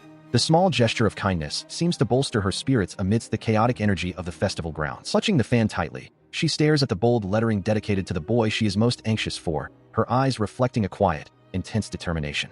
The weight of her expectations and her hope for his success are etched into her features as she prepares to take her place in the stands. The atmosphere reaches a fever pitch as the announcer calls for the final event of the day, the mixed-grade relay race. All eyes are drawn to the anchor of the blue team, a charismatic athlete who is met with a deafening roar of cheers and adoration from the crowd. His presence dominates the field, a stark contrast to the nervous energy of the other competitors. Standing side by side at the starting line, the two brothers prepare for the ultimate test of speed and endurance. As the starter's voice commands them to take their marks and get set, the world around them seems to fall away, leaving only the track ahead and the fierce competitive fire burning between them. He watches as the starter pistol fires with a sharp crack, and immediately, one of the runners loses their footing, stumbling as the race begins. In the stands, Izumi's friends marvel at the elaborate fan she holds, noting that while the peachy pink team has suffered an early setback, there is still hope if they can just get the baton to Yuta. She blushes slightly, admitting the fan was a gift, while the announcer's voice booms over the speakers.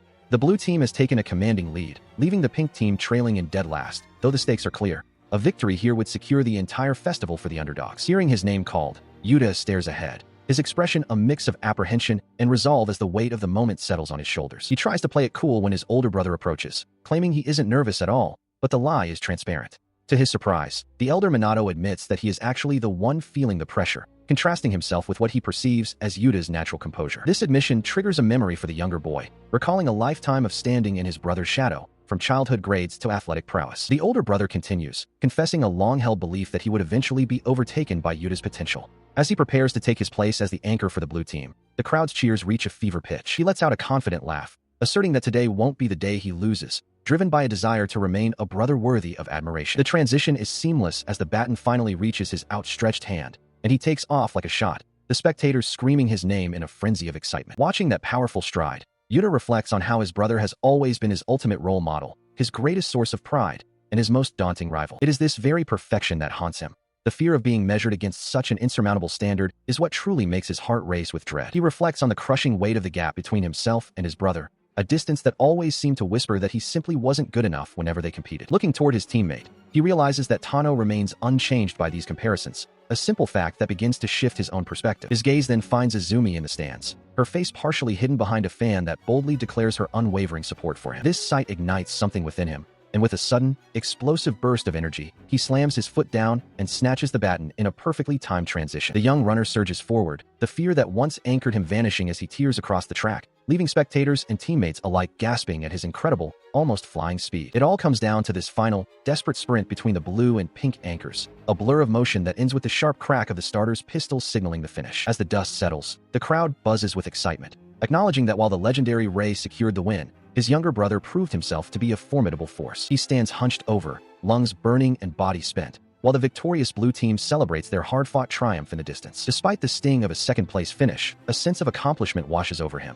and he calls out to Tano, acknowledging the shared effort of the race. The exhausted athlete is soon greeted by Izumi, whose gentle praise is quickly followed by a swarm of cheering friends, leaving them both with a quiet moment of connection amidst the post-race celebration. She stands with her back to him, surrounded by the chatter of other students as the post-race atmosphere settles, while he watches her with an unreadable expression. He calls out to Izumi as she starts to drift away, prompting her to pause and glance back over her shoulder with a questioning look. He lowers his gaze, the weight of the second-place finish heavy on his shoulders, and offers a quiet apology for not meeting the expectations she had placed in him. He is suddenly interrupted when she drapes a towel over his head and begins to rub his hair with playful aggression, catching him completely off guard as he sputters in confusion. He tries to protest the sudden treatment, but she cuts him off with a firm refusal, stepping into his personal space to maintain her hold. She leans in close to Yuta, her expression softening into a genuine, admiring smile as she tells him unequivocally that his performance was nothing short of amazing. She has provided a validation that sparks a realization within him. While losing to his brother typically brought only a dull ache, the knowledge that someone was truly watching him changed everything. He clutches the edges of the towel, his face flushing a deep crimson as the weight of her praise sinks in,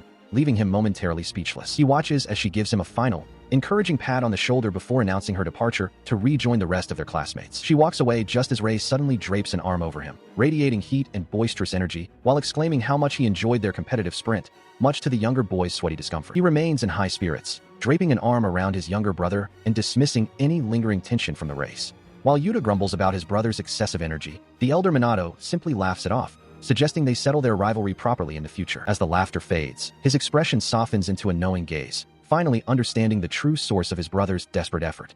He had wondered why the younger boy was pushing himself so far beyond his limits, but the answer is now clear as he watches Yuta's embarrassed reaction. His eyes drift toward the young woman standing nearby, her cheeks flushed with a gentle warmth as she watches the brothers. It becomes undeniable to him that her presence was the silent catalyst for everything that transpired on the track. With a mischievous smirk, he leans in close to probe further, prompting a frantic and loud denial from his brother.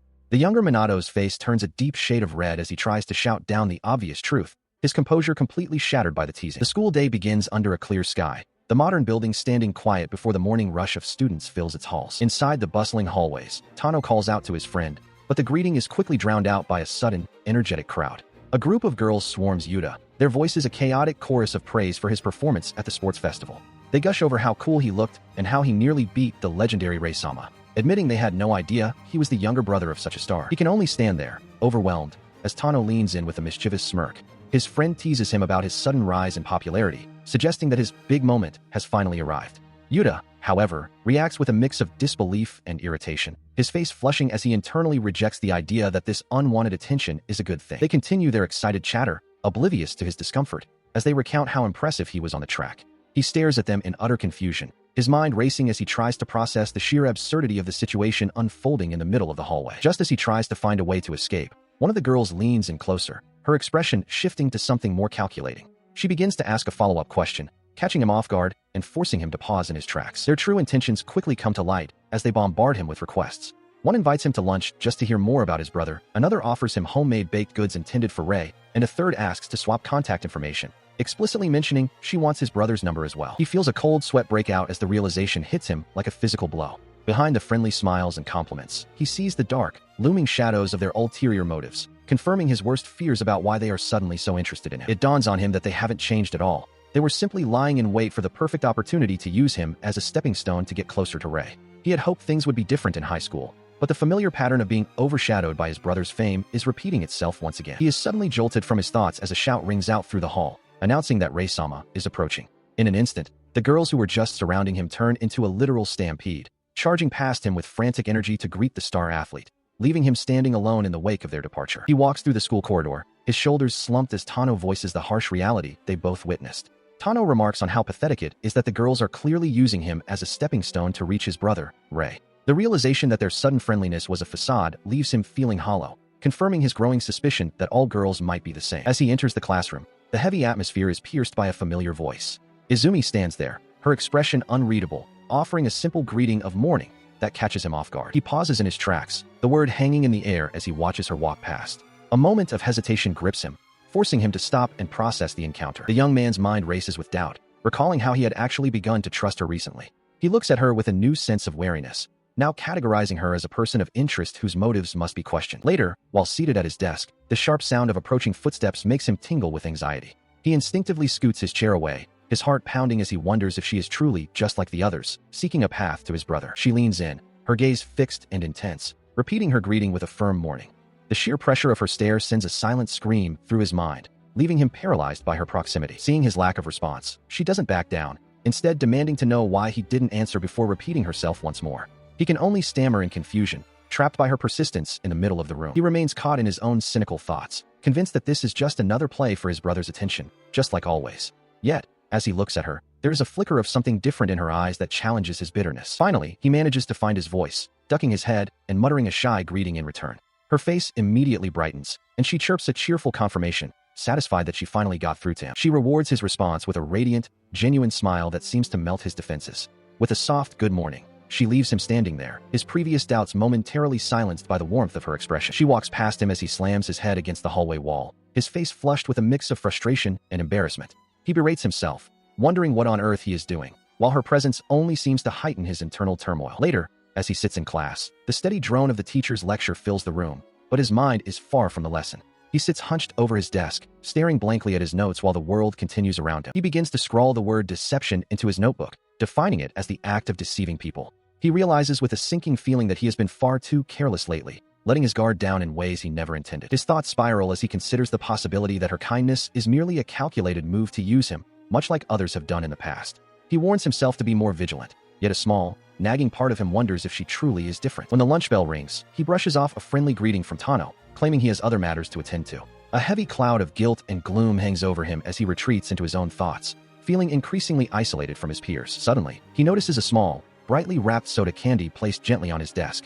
He looks down at the offering, his face heating up as he feels the weight of someone's unexpected attention. He looks up to find her leaning over from the adjacent desk with a simple, quiet offering. She tells him it is for him, her expression calm and expectant as she waits for his reaction. She watches as he immediately rejects the gesture, his voice tight as he tells her he doesn't want it. He turns his head away, unable to meet her gaze as he tries to maintain the walls he has built around himself. He is met with her quiet persistence as she points out that it is soda-flavored, as if that should settle the matter.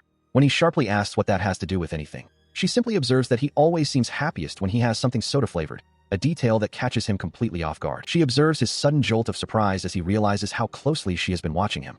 She looks at him with a touch of confusion, softly admitting that she truly believed it was something he would enjoy, leaving him stunned by her sincerity. She remains the center of his internal storm as Yuta stares at the candy. His mind splits into two warring factions. One side argues her kindness is mindless habit, while a darker, more cynical voice warns him that he's being manipulated, questioning if he's really so easy to win over. This mental cacophony only grows louder, the cynical voice berating him for his perceived gullibility and reminding him of the dangers of trusting too easily. He sits there, beads of sweat forming as the internal debate reaches a fever pitch. Despite the warnings, he can't help but feel a warmth rising to his cheeks, his hand instinctively moving to cover his face as he tries to convince himself that his reaction has nothing to do with actually liking the gesture. He looks over to see Izumi looking uncharacteristically downcast, her posture slumped as she admits her ignorance regarding his true preferences. The sight of her genuine disappointment over such a small thing makes him realize how much effort she was actually putting in. The weight of his own internal conflict and her sincerity becomes too much, and he suddenly slams his forehead onto the hard surface of his desk with a muffled cry of frustration. While still buried against the wood, Yuta tightly grips the small candy wrapper in his hand and admits that she was, in fact, correct, leaving her blinking in confusion at the sudden change in his demeanor. The classroom falls into a brief, heavy silence as he finally voices the truth, stating clearly that he loves what she gave him. He remains hidden, his voice low and muffled as he clarifies that it is specifically the soda flavor he enjoys, his fingers still clutching the small prize. A quiet, almost pained thanks escapes him, his face a deep shade of crimson as he curses his own inability to stay composed under her influence. He squeezes the wrapper one last time, the crinkle of plastic echoing his internal state as he realizes that being near Hoju consistently shatters his defenses and leaves him completely off balance. He had left her completely speechless, her eyes wide with a mixture of shock and dawning realization. A deep, unmistakable crimson flooded her cheeks as she processed his sudden admission, her breath hitching in the quiet moment that followed. She remained frozen in that state of flustered disbelief until a cheerful voice broke the spell, as a friend hurried over with an apology for the delay. Noticing the heavy atmosphere, the newcomer curiously asked if something had happened, prompting a stammered, unconvincing denial from the girl. Meanwhile, the boy sat nearby, his face a mask of grumpy embarrassment as he focused intently on his snack, trying to ignore the lingering weight of his own words. The school stands quiet under the afternoon sun as a voice begins a hesitant confession. Standing outside the school building, a young woman finally gathers her courage to tell Ray that she has harbored feelings for him for a very long time. Her heart sinks as he gently delivers a rejection, explaining that he cannot reciprocate her feelings, though she manages a soft word of gratitude through the pain. She quickly tries to mask her disappointment with a flustered smile, claiming she already suspected his answer and simply needed to get the words out. Taking a breath, she then pivots to a rumor she heard, asking him if it is actually true that he has never had a girlfriend. He looks down at his feet and confirms it with a simple, honest admission that he never has, much to her bewildered surprise. With a radiant, almost blinding smile, he clarifies his current state of mind, declaring that at this moment, his heart is open to everyone equally. He receives her final thanks as she promises to continue supporting him before making her exit, leaving him standing alone in the quiet schoolyard. He collapses onto the sofa, the weight of his public persona finally crushing him as he groans in exhaustion. He wallows in self-pity, convinced that he is a pathetic loser who must never let the world see his true, unpolished self, feeling shackled by the very perfectionism he projects. He imagines a nightmare scenario where his admirers discover the truth, recoiling in disgust, and branding him a fraud for lying to them about his true nature. He tumbles off the couch with a painful thud, rolling across the floor in a frantic, tearful apology to his imaginary critics, terrified of being hated. The pathetic display is interrupted when his younger brother enters the room, clad in a cleaning apron and looking down with pure exasperation at the mess on the floor. He attempts to help by dragging himself across the floor like a human mop, but the younger boy quickly snaps that he is only making a bigger mess and should just rest. He retreats to the sofa to hug a pillow, while his brother notes the jarring and extreme contrast between his perfect public image and this domestic disaster. He sighs deeply, explaining that the immense pressure of maintaining a flawless image in public leaves him with absolutely no energy once he returns home, effectively turning him into a shapeless, unmotivated creature. He suddenly shifts the focus to his brother's love life, mentioning that he saw him with a girl recently, which causes the younger boy to jolt in surprise. He cleverly baits his brother into revealing the girl's name as Hoju before offering some brotherly advice, suggesting that Yuta should try to be more natural, because being overly stiff and formal will only end up turning people away. He continues his lazy sprawl on the couch, musing that everyone has a side they prefer to keep hidden from the world. His younger brother watches him, perhaps finally understanding the weight of the mask his sibling wears in public. As the younger boy prepares to head out for the day, he simply acknowledges the sentiment with a brief affirmation, leaving the older man to his domestic disarray. The quiet of the home is soon replaced by the familiar, sprawling facade of the school building under a bright, clear sky. Within those walls, the heat of the day begins to settle in, and the boy wipes sweat from his brow as the rhythmic, oppressive buzz of cicadas fills the air, signaling the arrival of summer's peak and the pests that come with it. He stands momentarily still in the hallway, the rising temperature seemingly slowing his thoughts as he stares blankly ahead. A sudden realization strikes him. His childhood tolerance for insects has vanished, replaced by a growing, visceral dread of anything that crawls or flies. He remembers a time when he was bolder, but now, even the thought of a bug sends a shiver of disgust through him, a phobia that has only intensified as he has grown older. His internal panic is interrupted when a soft voice commands him to stay perfectly still, and he feels a presence close beside him as a classmate approaches. With a swift, fearless motion, the girl reaches out and plucks a small creature from his shoulder, holding it up for a moment before it is gone. He can only stand there, trembling and breathless, as the immediate threat is neutralized by her steady hand. He manages to stammer out a word of thanks, looking at her with a mix of relief and genuine awe at her composure in the face of something he finds so repulsive. Curious, he asks how she can handle such things so casually, only for her to admit that she has her own limits, confessing a particular distaste for caterpillars that makes her seem a bit more human in his eyes. He recoils in disbelief, his voice cracking as he demands to know what she could possibly mean by such a nonchalant statement. Hoju simply shrugs it off, explaining that because the creature had a hard shell, it didn't bother her in the slightest. After a thoughtful pause, she notes that Tano shares a similar aversion to insects, her gaze drifting as she processes this new information about her friend. A playful smirk dances on her lips as she leans closer, whispering that his reaction was actually quite endearing. The comment hits him like a physical blow, sending a deep, crimson flush across his face as he stammers in surprise. The weight of the situation begins to sink in, and he feels a sudden, chilling sensation that she now holds a significant advantage over him. He watches her walk away, his mind racing with the implications of her knowing his secret. He is consumed by embarrassment, imagining her mocking his pathetic fear or, worse, using it as leverage to make him do her bidding.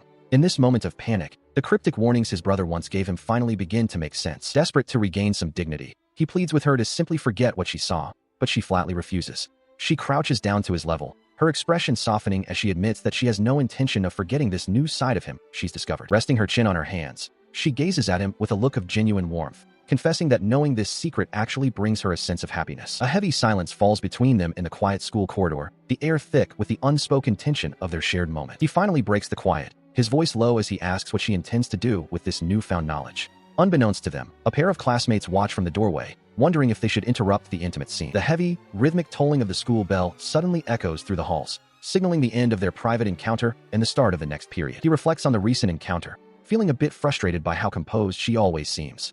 He ponders the idea that everyone has hidden facets they prefer to keep private, wondering what lies beneath her calm exterior. This realization hits him hard. Despite their proximity, he truly knows very little about her. He looks back at their conversation, where she claimed to have learned something new about him while remaining an enigma herself. As he zips up his school bag, the question lingers in his mind. What secrets could she be hiding? His train of thought is abruptly broken when a familiar voice calls out his name, pulling him back to the present. The young man turns to see his friends, Tano and another classmate, approaching him with an invitation to grab some food before heading home. He is caught off guard by the sudden change in atmosphere and the physical tug on his shoulder. They notice her standing nearby, preparing to leave. One of them mentions that her usual companion, Urara, has already departed, leaving her to walk home alone for the day. In a friendly gesture, they ask if she would like to join their group or if she's heading somewhere specific, like a bookstore. She politely declines, explaining that she has other plans for the afternoon. With a slight, uncharacteristic blush coloring her cheeks, she reveals her destination, a maid cafe. The admission is quiet but clear, catching everyone off guard with its unexpected nature. The revelation leaves the three boys completely stunned, their faces flushed with shock as they repeat her words in disbelief. The idea of the composed girl visiting such a place is a side of her they never expected to see. A quiet street corner is home to a quaint establishment named My Maid, its sign proudly announcing its identity as a maid cafe. Inside, the atmosphere is bright and welcoming, with checkered floors and neatly arranged tables where patrons are already being served by staff in frilly uniforms. Two of the servers, Morikawa and Yum, beam with practiced hospitality as they offer a synchronized greeting, welcoming their masters home with wide smiles and sparkling eyes. They are met by a group of students who have just arrived, including Yuta and his friends, who look around the themed interior with a mix of curiosity and awkwardness. As they are led to their table, Yuta whispers a hesitant question about whether they really needed to come, while his more enthusiastic companions assure him it will be fun. One of the girls in the group scans the room with a look of intense concentration, her eyes searching for a familiar face amidst the bustling cafe environment. Her search ends abruptly when Morikawa spots them and rushes over with a joyful cry, leaving the group, especially Yuta, completely stunned to see their classmate in such a different setting. She confirms with a cheerful nod that she does indeed work here, prompting Yuta to finally connect the dots regarding Izumi's earlier mention of a maid cafe. Once they are settled at a table, she explains that she only recently started the job because she found the uniforms to be incredibly cute, a sentiment her friends heartily agree with. Yuta compliments Morikawa's maid outfit, noting how well she pulls off the frills and the badge on her chest. She beams with gratitude, clearly pleased by the praise. She lets out a playful giggle, acknowledging his keen eye before turning her attention toward her friend. With a flourish, the energetic server presents a custom-made name tag, URH-on, which is so heavily decorated with beads and ribbons that it leaves him momentarily stunned by its sheer intensity. She explains with a bright smile that the tag is her favorite possession, having crammed it full of every little thing she loves. Her friend Izumi offers a gentle smile, remarking that the flashy accessory is cute and perfectly captures her vibrant personality. As the realization dawns on him that they are only there to support their classmate's part-time job, the server introduces them to her senior coworker, explaining that they are just visiting. Moments later, she beckons her friend away for a moment, leaving him sitting alone at the table, questioning his own purpose for being there. His internal grumbling is cut short by a sudden clatter of heels. He looks up to see a new figure approaching, only to be struck speechless by the sight of Izumi dressed in a full maid uniform. The energetic server reveals that the cafe allows guests to try on the outfits, a fact that leaves the boys in the group reeling from the unexpected transformation. Seeing his stunned expression, she leans in with a mischievous grin, teasing him about the visible blush spreading across his face as he struggles to find his words. He is completely overwhelmed, his face burning with a deep flush as his friends look on. One of them can barely handle the sugary atmosphere, noting that his brain is practically short-circuiting from the sheer intensity of the moment. As he struggles to regain his composure, she approaches the table with a professional air that feels entirely at odds with her frilled attire. He can't help but stare, wondering how she can remain so unfazed while wearing such a costume. Even as she politely asks for their orders, she waits patiently while his companions quickly decide on their meals, with one opting for the omurice set, but he remains trapped in his own thoughts. He watches her closely, searching for any sign of the embarrassment that is currently consuming him, but she remains a picture of poise. He tries to steel his resolve, telling himself that he cannot let a simple outfit shake his foundation. Despite his internal pep talk, his focus is still fractured, and he finds himself asking Tano for his order even though the other boy had just finished speaking. Sensing his hesitation, she turns her attention directly toward him, her gaze soft yet expectant. When he fails to find his words, she prompts him with a gentle tilt of her head, addressing him with the formal title required by her role. Leaning in closer, she lets the weight of that single word, master, hit him like a physical blow as her eyes lock onto his. The sudden proximity and the shift in her tone send a shock through his system, leaving him only able to stammer out a request for orange juice. Having finally managed to place his order, he slumps forward in a state of total defeat, realizing just how easily he was rattled. She simply acknowledges the request and turns to leave, her movements fluid and efficient. Behind him, his friends whisper about her usual calm and collected demeanor, noting that nothing typically phases her. He steals a glance at her retreating figure, agreeing that she usually carries a very steady vibe, though something about today feels different. Unbeknownst to him, she is now visibly flustered as she moves away, a deep blush creeping up her neck and cheeks despite the composed front she maintained at the table. The boys remain in their seats, entirely unaware of the internal turmoil she is now experiencing herself. Moments later, the cheerful atmosphere of the cafe returns in full force as Morikawa delivers the refreshments with a bright, energetic smile, thanking them for their patience. Morikawa sets the glass down with a sharp clack, her energy undiminished as she serves the table. She leans in, suggesting that they make the drink even tastier by performing a magic spell together, specifically the Momo Kyun ritual, which leaves the boys looking utterly bewildered by the sudden theatricality. She then turns her attention to Tano, playfully asking if he would like to give the spell a try, but he recoils, rejecting the offer with a loud, panicked shout. He quickly shifts the subject, noting how Izumi seems to be handling the maid persona with surprising professional ease, while Yuta simply accepts his beverage and offers a quiet word of thanks. He suddenly freezes mid-motion, a sharp realization dawning on him as he stares blankly ahead. He turns his gaze toward the girl in the frilled uniform, calling out to her as she stands hesitantly a few paces away. She is a portrait of absolute mortification, her face flushed a deep, burning crimson as she clutches her serving tray against her chest like a shield against his gaze. He finds himself unable to look away, completely struck by the raw, visible intensity of her embarrassment. When a friend nearby interjects, suggesting that his current perception of her is entirely mistaken, he can only blink in confusion and ask for an explanation of what they could possibly mean. The atmosphere between them remains thick with an agonizing silence. She is paralyzed by her own shyness, and he can only manage to stammer out that the entire situation has become far too overwhelming for him to handle normally. He eventually collapses forward, burying his face in his arms on the table as he laments the fact that the mere sight of her was enough to cause this total breakdown, even without a single word being spoken. While he remains slumped in his seat, she eventually finds a moment of quiet reflection later on, having changed back into her school vest and enjoying a drink with a bunny-themed straw as she silently appreciates the chance to have experienced the maid cafe. She sips her drink through a straw, insisting the experience was enjoyable despite the obvious nerves. Beside her, the young man can't help but point out that her face was bright red the entire time, a fact she tries to brush off with a quiet turn of her head. Because she wanted to understand the appeal of her friend Urara's work, she explains her motivation while taking another long sip. He remains skeptical, questioning why she would subject herself to such embarrassment if it wasn't necessary, but she hints that there was more to it than just curiosity. Her expression softens as she admits that seeing her friend's genuine happiness makes her feel happy in return.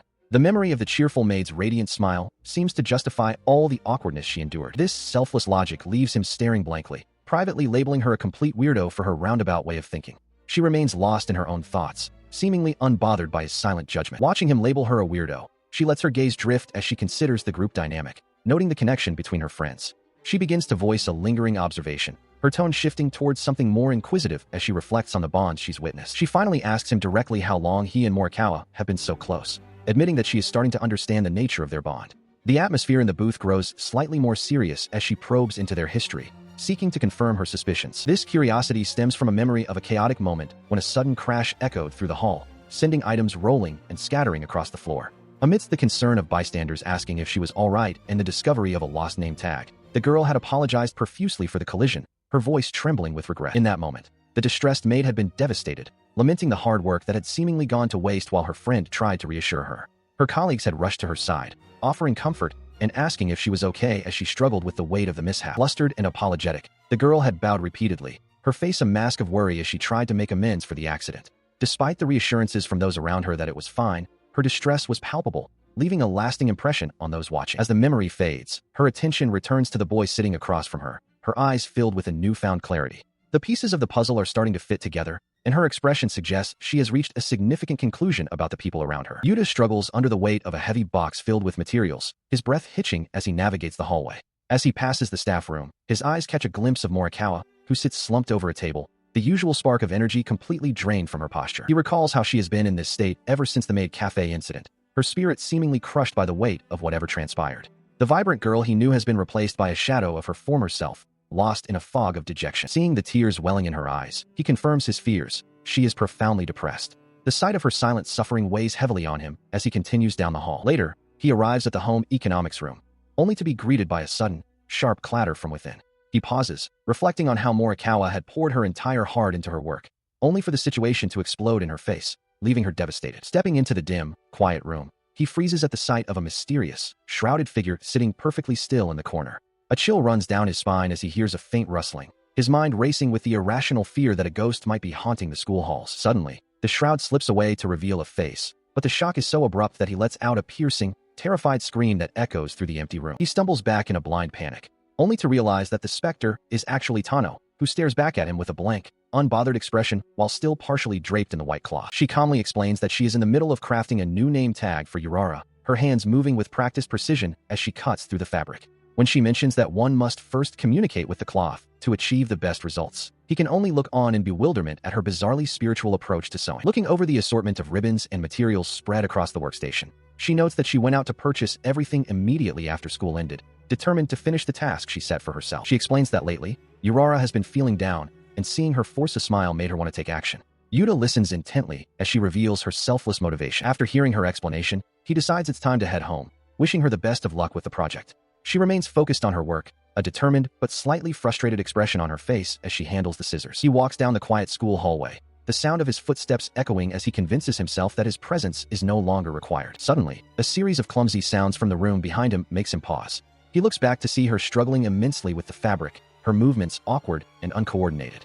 He realizes that getting further involved might lead to trouble with Huju, yet he can't bring himself to leave her in such a state. The young man rushes back into the room, grabbing the edge of the large cloth to steady it so she can make a clean cut. Surprised by his sudden return, she offers a quick word of thanks as they work together. As they continue, he notices how exhausted she looks, her hair slightly disheveled and her gaze weary. He can't help but comment on her apparent clumsiness, noting that she seems like a bit of a ditz. She immediately bristles at the remark, insisting that she isn't a ditz but simply lacks dexterity. He counters that the two are essentially the same, while she recalls the various mishaps, pricked fingers, and dropped supplies that have plagued her efforts so far. The girl's intense gaze catches him off guard, and despite his teasing, he finds himself captivated by the sheer seriousness in her eyes. He realizes that he is now fully committed to helping her, drawn in by her sincerity. While he continues to assist her, he finally asks the question that has been on his mind. Why is she willing to go to such lengths for their friend? He watches as she pauses, her expression softening as she prepares to explain the depth of her feelings for Urara. She continues her story, explaining with a soft, nostalgic tone that Morikawa was her very first friend. He is taken aback by this revelation,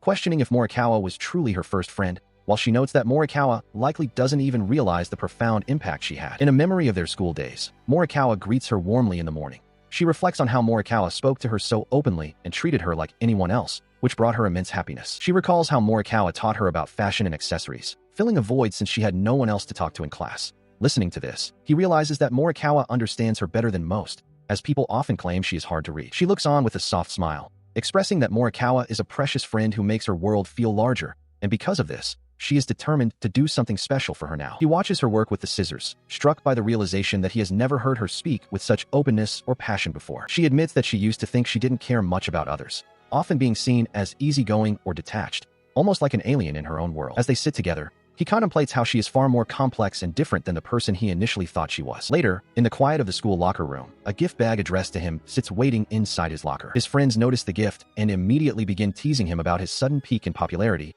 much to his surprise and embarrassment. He stares down at the note in his hand, the words Mr.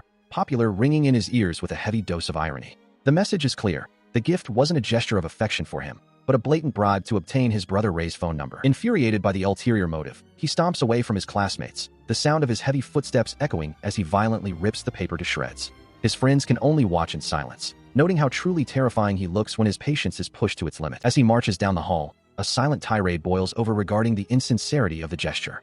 To him, being used as a mere stepping stone is one of the most loathsome things imaginable, and the made with love sentiment on the note feels like a cruel mockery of genuine effort. He eventually stops by a window, his gaze fixed on the distance as a sense of hollow disappointment settles in. The world feels empty, cluttered with shallow gestures that carry no real weight or connection. His thoughts drift back to a recent conversation with Izumi, remembering her earnest desire to create something meaningful for Morikawa. Her sincerity stands in stark contrast to the shallow bribe he just discarded, highlighting what a real gift should represent. Walking through the quiet school corridor, he wonders if she will find the courage to present her gift properly. His internal monologue is interrupted by the sight of familiar shoes approaching from around the corner, signaling another unexpected encounter. The sudden meeting leaves both of them startled, with Izumi quickly turning away and stammering a defensive remark about not caring. He finds himself caught off guard, a faint blush creeping onto his cheeks at her characteristically flustered reaction. Sometime later, he finds himself struggling under the weight of a massive stack of supplies, his body wobbling with every step. It is the second day in a row he has crossed paths with her, and the sheer volume of materials he is hauling makes the coincidence feel even more overwhelming. He finally reaches his destination and pushes the door open, finding Izumi already inside and focused on her work.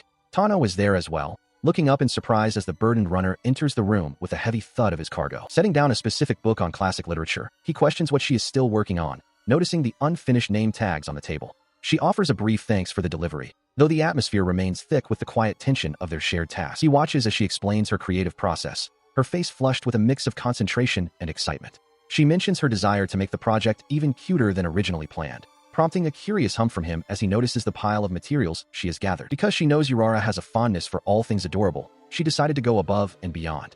As she speaks, she envisions the joy on her friend's face, which led her to incorporate an abundance of sparkles and intricate frills into the design. The young man stares at the handmade Yurichan name tag, realizing the sheer amount of effort involved.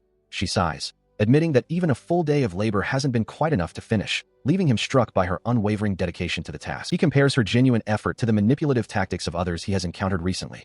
Unlike those who sought to use him for their own gain, she is acting out of pure, honest affection, seeking no reward other than her friend's happiness. He remains silent as he processes this realization, his eyes shielded by his dark fringe. The weight of her sincerity settles over him, highlighting the stark difference between her selfless nature and the shallow motives of his previous pursuers. After a moment, he begins to move away with the supplies, but the sight of her struggling with the needle and thread stops him in his tracks. She looks up, startled by his sudden pause. The classroom is quiet as they lock eyes for a brief, uncertain moment. He turns back toward her, his expression softening as he offers his assistance. The simple gesture carries a weight of newfound respect, surprising her with his sudden willingness to get involved in the tedious work. She blinks in disbelief, asking if he is truly serious about helping. When he confirms his intent, she turns to their companion, Tano, to share the news, her voice filled with a renewed sense of energy. Resting her head on her arms, she looks up with tired but hopeful eyes, wondering aloud if their friend will truly be happy with the result. He watches her, his heart stirred by the realization of just how deeply she cares for those around her. He stands beside Izumi, their hands busy with the delicate task of crafting the gift. As they work in the quiet room, a realization settles over him. She is unlike any other girl he has ever encountered, possessing a depth of sincerity that catches him off guard. As the sun begins to dip below the horizon, casting long shadows across the school grounds, the building stands silent, holding the secret of their shared effort. The sky transforms into a canvas of soft light, with rays of sun piercing through the clouds as the day draws to a close. The following day, Izumi nervously presents the finished gift to Urara. The recipient's eyes widen in surprise and delight, her excitement bubbling over as she realizes the immense effort put into the handmade item. Overwhelmed with gratitude, she pulls her friend into a fierce, joyful embrace, their shared laughter filling the air as the bond between them strengthens. Later, Izumi approaches the window where Yuta is resting, her hand reaching out to offer him a small, peculiar object dangling from a string. She drops the handmade charm into his hand as he jumps back in surprise, explaining that it is a token of her appreciation for his help, crafted with the same care as the first gift. He stares down at the frilly, somewhat odd-looking creation, his brow furrowing as he mutters that he never asked for such a thing, trying to hide his growing embarrassment. Despite his dismissive words, he can't help but steal a glance at her, noticing the soft, expectant look on her face as she watches his reaction with bated breath. Standing alone by the window, he finds himself unable to stop looking at the little charm, questioning why a gift he claimed not to want is bringing such a genuine sense of warmth to his chest. In the quiet corners of the classroom, whispers began to circulate. One student leaned in close to her friend, sharing a secret meant only for their ears about a recent observation. Outside in the hallway, the subjects of their gossip, Tano and Huju, walked side by side, unaware of the eyes following them. The rumors gained traction as Wira adjusted her glasses, recounting a specific sighting.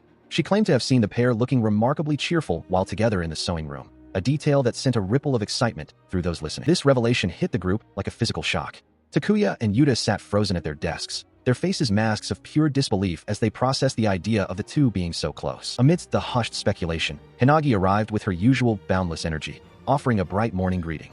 She quickly noticed the secretive atmosphere and questioned what could possibly be so engrossing this early in the day, only to be met with more frantic whispering about the rumored couple. Instead of dismissing the talk, she leaned in with a playful smile, admitting that she was just as curious as everyone else. She confessed that she, too, had been wondering about the true nature of the relationship between her friends. As the conversation deepened, Takuya looked away, lost in thought. He realized that despite the rumors, he hadn't actually seen his little brother-in-law and Hoju together much recently, casting a shadow of doubt over the schoolyard gossip. The group's excitement reached a fever pitch as they turned their attention back to Hinagi. They reasoned that since she was so close to them, she must be a treasure trove of secret information regarding the mysterious Reisama. She met their eager gazes with a sudden, chilling seriousness. Her expression flattened, and she delivered a blunt, unequivocal denial, stating firmly that what they suspected was definitely not the case. To clarify her stance, she explained that while there was a time she might have agreed with them, she was now speaking from the voice of experience. As the others looked on in confusion, she hinted that the reality of the situation was far more complex than a simple romance. She continues her explanation, meticulously folding a paper crane while the others listen. She mentions Hoju, prompting a curious glance from her companions as they discuss the rumors. Her friend, Wira, narrows her eyes with a sudden, sharp realization, her expression hardening into one of absolute certainty. Because of this epiphany, she slams her hands down, declaring her intent to confront Hoju directly. She sees it as a perfect opportunity to interrogate her about Tano while simultaneously gathering intelligence on the girl she admires. Hinagi recoils in shock, the sight of such obsessive behavior striking a painful chord of recognition within her as she reflects on her own past actions. Realizing the danger this poses to Tano's quiet life, she decides she must intervene at any cost to protect her lil bro-in-law. However, in her haste to stop them, her foot catches, and she begins to stumble forward. Instead of falling, she transforms the trip into a desperate maneuver she calls a rolling guard, tumbling across the classroom floor and scattering her classmates. She ends her frantic roll by lunging forward and grabbing hold of Tano to anchor herself. Clinging to him with a fierce, growling intensity, she vows that she won't let any of them get near him. While she views this chaotic display as a necessary act of atonement to protect his peace, he can only look on in utter bewilderment, wondering what has possessed her. Despite the absurdity of her methods, she manages to shield him from the inquisitive group for the rest of the morning, though the effort leaves her exhausted as the school bell finally signals a reprieve. Later, as they sit together, he reflects on how some people seem completely unaware of the feelings of those around them. She remains silent, her gaze fixed forward with a lingering sense of duty. Their brief moment of calm is shattered when Wira approaches, holding out her phone to show him a photograph of Hoju dressed as a maid, demanding that he look at it. Takamiya shows Tano the photos of Hoju in her maid outfit, noting how well it fits her. Tano agrees, finding the sight of her in the uniform absolutely adorable. He is taken aback when she confesses to saving every single image Urara sends her way, showing a surprising level of dedication to her collection. Observing her dedication, he remarks on how much she must truly like Morikawa-san. She offers a simple, quiet confirmation, her gaze fixed on her device. After a brief, contemplative silence, she adds that while she has plenty of photos of Urara, there is something else she is currently after. Suddenly, the sharp click of her phone echoes through the room as she captures a candid shot of his surprised face before he can even react. He stammers, asking why she is laughing, while she can't help but giggle at the success of her sudden ambush. Leaning forward on her desk with a mischievous glint in her eyes and a faint blush, she simply tells him that her reasons for taking the photo are a secret. The young man is left completely baffled, turning away as he tries to process the cryptic exchange and the sudden attention. Nearby, Hinagi is nearly overcome by the sweetness of the interaction she's witnessing, clutching herself in a fit of excitement while Wira teasingly offers her the newly taken photo. Realizing a practical hurdle, the girl stops him, noting that she still needs his contact information to actually send the picture she just took. She grins, expressing her surprise that the two of them hadn't already exchanged contact information. With a playful glint in her eyes, she explains that she simply cannot send him the photo she took unless he shares his details with her. He stands there, completely blindsided by the request, his mind racing as he tries to process the sudden social pressure. In the distance, a silent observer watches the interaction with a keen, curious gaze. Stuttering through a half-formed explanation, he eventually gives up on the conversation entirely. He mutters a quick apology and announces his sudden need to go buy a drink, making a hasty retreat while she watches him go, her expression a mix of confusion and mild disappointment. A heavy plastic bottle drops into the metal tray of the vending machine with a sharp, echoing thud. As he reaches for his drink, a familiar voice calls out to him, breaking his momentary solitude. He turns to find the girl with the large bow standing there, her eyes narrowed as she questions his odd behavior from moments ago. She continues to press him, teasingly suggesting that he and the other girl must be quite close if they were on the verge of exchanging contacts. He reacts with a sharp, defensive grunt, clearly annoyed by her prying, while she laughs off his irritation. Turning back toward the machine, he admits that he has made a firm decision to stop giving his contact information to girls. He He speaks with a heavy, somber tone, suggesting a deeper reason behind his sudden antisocial stance. This revelation catches her off guard, her eyes widening in genuine surprise. He looks away, his gaze fixed on the floor as he confesses that his past experiences with sharing his details have never ended well. He continues, his voice tinged with a bitter realization that he has always felt used by the girls he's known in the past. She remains silent, her usual energetic demeanor replaced by a look of quiet contemplation as she absorbs his words. After a long pause, she finally asks the question that has been lingering in the air, wondering if his new rule also applies to the elegant Hoju.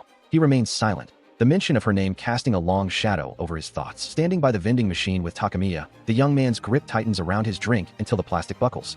A stream of tea spills over his hand and onto the pavement, a silent testament to the internal pressure he feels after their awkward exchange. He remains uncertain of how to handle the situation, his thoughts drifting as the school day begins. The morning air is filled with the usual chatter of students arriving, but his name echoes through the hallway, pulling him back to the reality of the classroom. Slumped at his desk, he rubs his weary eyes, the weight of his recent social anxieties clearly taking a toll. When Hoju arrives and takes her seat nearby, the two exchange a brief, clipped greeting, the simplicity of their words masking a growing distance. They sit in a heavy silence that stands in stark contrast to the lively clatter of their classmates around them. Though physically close, a palpable barrier seems to have formed between the two, leaving them isolated in their own thoughts. From across the room, Hinagi watches the pair, her usual energetic demeanor replaced by a look of quiet concern. She can feel the thick, awkward atmosphere hanging over them, realizing that the easy rapport they once shared has been replaced by an unsettling tension. The sun begins to set as the two walk down the quiet residential street, their laughter echoing against the utility poles in the fading light. As they reach a corner, the girl stops, noting that her home is just this way. He is caught off guard by how quickly the time has passed, expressing a desire to keep the conversation going. She agrees, mentioning how much she enjoys talking with him and suggesting they meet again. She then makes a bold suggestion, asking if they can swap contact information so they can talk anytime. He is visibly stunned by the request, his eyes widening in surprise before he eagerly agrees to the idea. Despite his excitement, a shadow of doubt crosses his mind as he recalls past experiences. He remembers how every girl before her had only been interested in getting closer to his brother, leaving him feeling like a mere stepping stone in their pursuit. Sensing his hesitation, she speaks his name softly, looking him directly in the eyes. She clarifies her intentions, stating firmly that she wants to know more about him, and him alone, rather than anyone else in his life. This simple declaration sparks a flicker of hope within him. He wonders if this time might actually be different, his hand tightening into a determined fist as he tries to push back his lingering cynicism and trust her words. They finalize the exchange, and as she walks away, he watches her go while clutching his phone. He desperately tries to convince himself that she isn't just using him to get to his brother, pleading with his own insecurities for it to be true. Later that night, the silence of his room is broken by the sharp, rhythmic vibration of his phone against the hard surface of the desk. He jolts awake, his eyes wide and breath hitching as he stares into the darkness, the sudden noise pulling him from his thoughts and into a state of high alert. He wakes up with a heavy sigh, the remnants of a dream still clinging to his mind like a persistent fog. He wonders why he's still so hung up on what happened, trying to shake off the lingering unease as he sits on the edge of his bed. Still sitting there, he checks his phone and sees a notification from Takamiya. He tries to convince himself he's just overthinking things, but the memory of the growing awkwardness between them is hard to ignore. He watches as the screen displays a group chat where Takamiya is casually suggesting they all hang out today. However, his mind drifts back to a much harsher exchange from the past, where she bluntly stated she was only interested in his brother, Raya-senpai, and was done talking to him entirely. He stares at the device, his expression darkening as he concludes that girls are always just after his brother anyway. He decides it might be better to simply close off his heart to avoid further disappointment. He begins to wonder if even Hoju-sen falls into that same category, her image appearing in his mind as he sits alone in the quiet of his room. Despite his reservations, he eventually meets up with the group outside, where a boisterous Takuya waves him over with an energetic shout.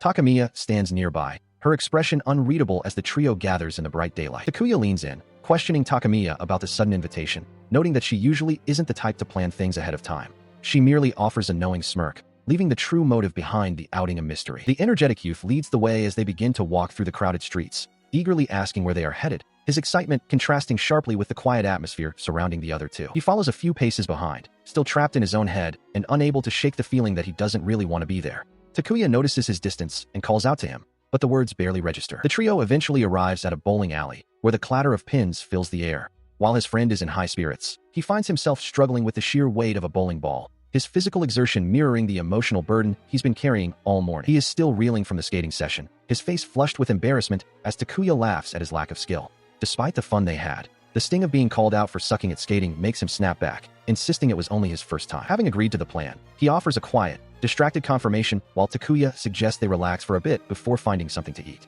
His mind seems to be elsewhere, even as his friend turns to check if the suggestion works for him. Their conversation is suddenly interrupted by a group of girls who recognize them from middle school, their voices filled with nostalgic excitement. They approach with wide smiles, surprised to run into Tano and his friends in such a place after so much time has passed. The pleasantries are short-lived, however, as the girls' focus shifts almost immediately away from him and toward his older brother. They mention how everyone at school still talks about Rei-senpai, eagerly asking how he is doing, which university he plans to attend, and if he has a girlfriend, their eyes sparkling with a shallow interest that he knows all too well. This familiar line of questioning causes a dark cloud to settle over him, his brow furrowing as he grits his teeth in silent frustration. He can't escape the shadow of his brother, even here, and the constant inquiries about Rei's personal life feel like a personal slight, reinforcing his belief that people only see him as a bridge to his sibling. Sensing the rising tension, Takuya brings the encounter to a swift end with a sharp clap of his hands, signaling that they are finished with the conversation. As the girls walk away, still chatting amongst themselves, Tano stands there trembling, the weight of his resentment boiling over as he realizes that, once again, nobody actually cares about him for who he is. He doesn't dwell on the awkward encounter, instead announcing with a casual wave that they are heading out to find something to drink. He leads the way, leaving the lingering awkwardness behind as they move toward a quieter area of the facility. Moments later, they find a spot to sit, and he hands Tano a cold can from a vending machine to help him cool off. Tano takes it with a muttered thanks, but the bitterness remains, and he sighs as he reflects on how, even after all this time, every interaction still seems to revolve around his brother. Leaning back with his own drink, he just laughs and teases Tano about his knack for getting tangled up with weird girls. He seems unfazed by the situation, his lighthearted attitude serving as a stark contrast to the heavy mood hanging over his friend. He looks over at his companion, his expression softening as he offers a simple, reassuring sentiment. As long as his friend is doing okay, then everything is fine. It's a rare moment of genuine support, though he quickly tries to move the conversation along to something less heavy. He hands over a can of sweet red bean soup, leaving his companion staring at the label in utter confusion. The dark-haired youth wonders what the strange offering is even supposed to mean as he takes a sip. Seeing the bewilderment, the prankster claims he won the drink in a draw, only to immediately burst into laughter and admit he was joking. He watches with amusement as his friend's expression shifts from curiosity to realization. The laughter intensifies as he mocks how easily his friend falls for anything. In response, the frustrated youth snaps back, his patience wearing thin at the constant teasing. Despite the ribbing, he softens his tone, suggesting that this gullibility is actually one of his friend's better qualities. The compliment catches the other boy off guard, leaving him to mutter a half-hearted dismissal while looking away. The conversation takes a more contemplative turn as he muses that there must be someone out there who can see the real person beneath the surface. They sit in a rare moment of quiet reflection, the weight of the words hanging in the air. Breaking the heavy mood, he jumps up to greet their arriving friends, triumphantly waving a winning bottle he actually managed to get. While he plays the part of the energetic group leader, his friend remains seated, struck by the idea of someone truly seeing him. Later, as he walks alone along the elevated tracks, the question continues to haunt him. He stares down at the ground, wondering if such a person, someone who sees him for himself and not his brother, could even exist in his world. His wandering leads him to a quiet riverside path, a place he usually only visits for errands at the supermarket. He feels the physical toll of the day's events, his shoulders slumped from exhaustion as he navigates the scenic route. Suddenly, he stops in his tracks as a familiar figure appears before him. The surprise is mutual, his eyes widen in shock, mirrored by the equally stunned expression of the girl standing just a few paces away. She is the first to break the silence, her voice soft as she questions what he is doing in this part of town.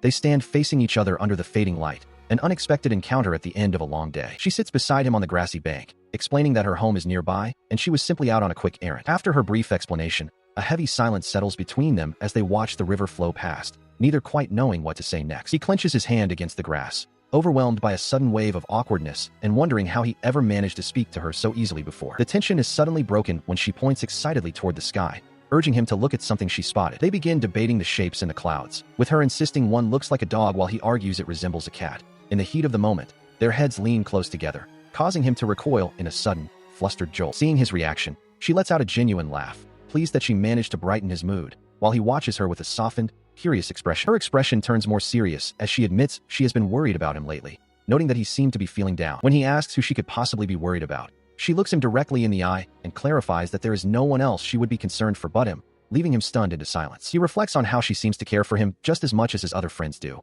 but he is caught off guard when she asks if something specific is weighing on his mind. She explains that he is easy to read, citing his visible relief when answering questions in class or his simple joy over a favorite flavor of candy, proving that she has been watching him much more closely than he realized. She sits quietly, her presence commanding his full attention as he stares at her in a moment of quiet realization. Looking down at the grass, she laments her own nature, feeling like the worst kind of person while memories of her social interactions swirl around her like a distant, noisy crowd. Because of those past experiences, he had begun to lump every girl into the same category, assuming they were all identical in their intentions and behavior. He admits to himself that he had dismissed her as being just like the others, never even bothering to look up and see the individual standing before him. With a soft, knowing smile, she reveals the truth. She had actually been the one watching him all along. This revelation leaves him torn, wondering if her words are merely a clever trick, yet he finds himself unable to stay silent and calls out to her. Taking a deep breath, he clenches the grass beneath him and suggests they exchange contact information, desperately hoping that her kindness is genuine because he finds himself wanting to believe her. His face flushes with a sudden, intense heat as he confesses his true desire. He wants to know more. The air between them stills as he finishes his thought, looking directly at her and specifying that it is her. Specifically, he wishes to understand. Overwhelmed by his own boldness, he begins to stutter, his composure crumbling as he repeats his request for her contact information with a desperate, nervous energy. He watches as she offers a gentle, knowing smile, her eyes softening as she readily agrees to his request. A wave of relief washes over him, though his face remains flushed with the intensity of the moment. Moments later, their devices chime in unison as the digital exchange is finalized. She admits, with a touch of vulnerability, that his initial refusal had left her feeling unexpectedly lonely. This confession catches him off guard, his eyes widening in surprise at the thought that his actions could affect her so deeply. She continues, questioning her own reaction while he struggles to find the right words to apologize. As she gazes down at her phone, a playful, almost mischievous glint enters her eyes. She ponders the mystery of her own emotions, her cheeks tinged with a faint, warm glow. While she chuckles at the peculiar icon he chose for his profile, he remains lost in thought, questioning if he is making the right choice by letting someone in. Despite the lightheartedness of her teasing, he is haunted by a lingering fear of being hurt or betrayed once again. The weight of past experiences makes it difficult for him to fully embrace this new connection. He stares ahead, his expression a mask of internal conflict as he admits to himself that complete trust still feels like an impossible hurdle. The shadows of doubt are not so easily dispelled. Yet, as he looks at her sitting there, so open and genuine, a new resolve begins to take root. He realizes that, more than his fear, he feels a profound desire to truly understand the girl before him, deciding to take that frightening step forward. The morning sun shines over the high school as students begin their daily routine. Among them, Tano makes his way through the gates, blending into the crowd of uniforms. He sits at his desk, his mind drifting back to the previous evening. The simple act of exchanging contact information with Huju feels like a monumental shift in their relationship. As he reflects, a wave of heat rushes to his face. He recalls the impulsive moment when he blurted out his desire to know her better, a memory that now makes him freeze in place with sheer embarrassment. He tries to compose himself, sliding into his seat, while mentally scolding his past self for being so forward. The realization of how awkward he must have seemed weighs heavily on him. A soft voice breaks through his internal monologue as Huju stands before him, offering a gentle morning greeting that catches him completely off guard. Her greeting causes him to stammer out a response, his face turning a deep shade of crimson. His obvious distress doesn't go unnoticed, as a nearby classmate playfully teases him for his sudden, intense blushing. Despite the teasing, the two find a moment of relative quiet as she turns back toward him from her seat, her expression calm as she prepares to bring up a new topic. She presents a colorful flyer for an all-you-can-eat cake shop near the station, explaining that while she and Wira were interested, the promotion requires a group of at least 3 people. With a faint, inviting smile, she suggests that they should all go together sometime. The casual invitation leaves him stunned, his heart racing at the prospect of spending more time with her outside of school. He sits at his desk, staring blankly as he considers the invitation, non-committally suggesting he might attend if his schedule allows. Behind him, a classmate observes his hesitation with a knowing look, her presence a silent pressure in the quiet classroom. She leans in startlingly close, her sudden proximity catching him off guard and causing a flush of heat to rise to his cheeks. While he maintains a lingering sense of caution regarding Huju, his companion notes with a playful glint that he is being uncharacteristically sincere today. Her expression softens into one of genuine curiosity as she confesses a desire to understand the mysterious girl better, urging him to promise they will spend more time together to bridge the gap between them. As the school day winds down, she walks away with a final, teasing reminder that he will surely make an appearance at the buffet, leaving him alone with his thoughts in the quiet classroom. Looking out, he notices that the tension between Yuta and Takamiya has finally dissipated, the two of them chatting animatedly, as if their previous friction never existed. Later, while walking through the school grounds, a sudden, fleeting thought crosses his mind, though its significance remains elusive in the moment. The moon hangs high over the Tano residence as he finishes a late-night bath, the cool air and the towel draped over his damp hair providing a much-needed sense of refreshment after the day's emotional hurdles. He settles onto the edge of his bed, the weight of the day's interactions pressing down on him as he recalls the strange, lingering gazes Takamiya and Hasegawa had directed his way earlier. The silence of his room is suddenly broken by the sharp vibration of his phone on the desk, and he turns in surprise to see a notification from Takamiya. His eyes widen in shock as he reads the screen, the name Izumi flashing before him. Yet his mind immediately jumps to Huju as the implications of the message take hold. He tenses up, his body twitching with a mix of apprehension and curiosity as he stares at the device in his hand.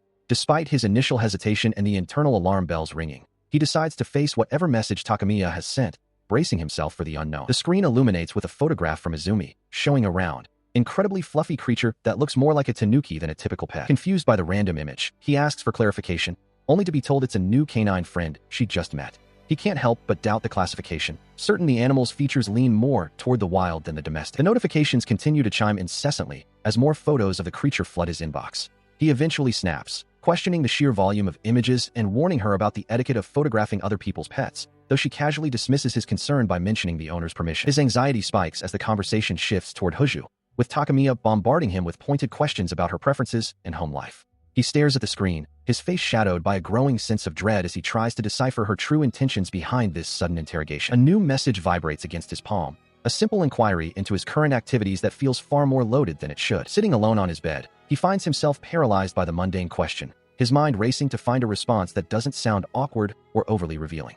It strikes him then how long it has been since he engaged in this kind of casual, one-on-one digital banter with anyone outside his immediate circle. He begins to type a generic reply about preparing for the next day, but his fingers falter as a wave of self-consciousness washes over him. He can't help but wonder why she is even interested in his nightly routine in the first place. The internal pressure reaches a breaking point, and he lets out a silent, frustrated scream, clutching his head in exasperation at his own inability to handle a simple text message. In his agitated state, his grip fails, and the smartphone slips from his hand, colliding painfully with his face. He groans, the sharp sting of the impact a physical manifestation of the mental exhaustion he's brought upon himself. He sits frozen on his bed, his eyes wide with shock as a voice suddenly crackles from his phone, greeting him. The shock intensifies as the screen flickers to life, revealing Hoju's face in a video call, her expression one of mild surprise as she says his name. Realization hits him like a physical blow. His hand must have slipped, accidentally initiating the call, leaving her questioning why he reached out so late. She continues, her tone calm and surprisingly open, admitting that she doesn't actually mind talking face-to-face like this, which only deepens his stunned silence. As he stares at the screen, his focus narrows, a single detail about her appearance finally registering in his panicked mind. The girl on the screen is dressed for bed, wearing a set of pajamas covered in a whimsical dog pattern, and she casually notes the late hour while asking for his thoughts. She strikes a playful pose to show off the outfit, while he looks away, privately thinking the pattern is a bit ridiculous even as he struggles to find words. Unaware of his internal critique, she collapses onto her bed with a joyful giggle, clearly delighted by her comfortable attire. Watching her through the small screen, he is struck by how much she seems to genuinely love the silly pajamas, feeling a strange sense of intimacy that feels almost too close for comfort. Finally, the weight of the awkward situation crushes him,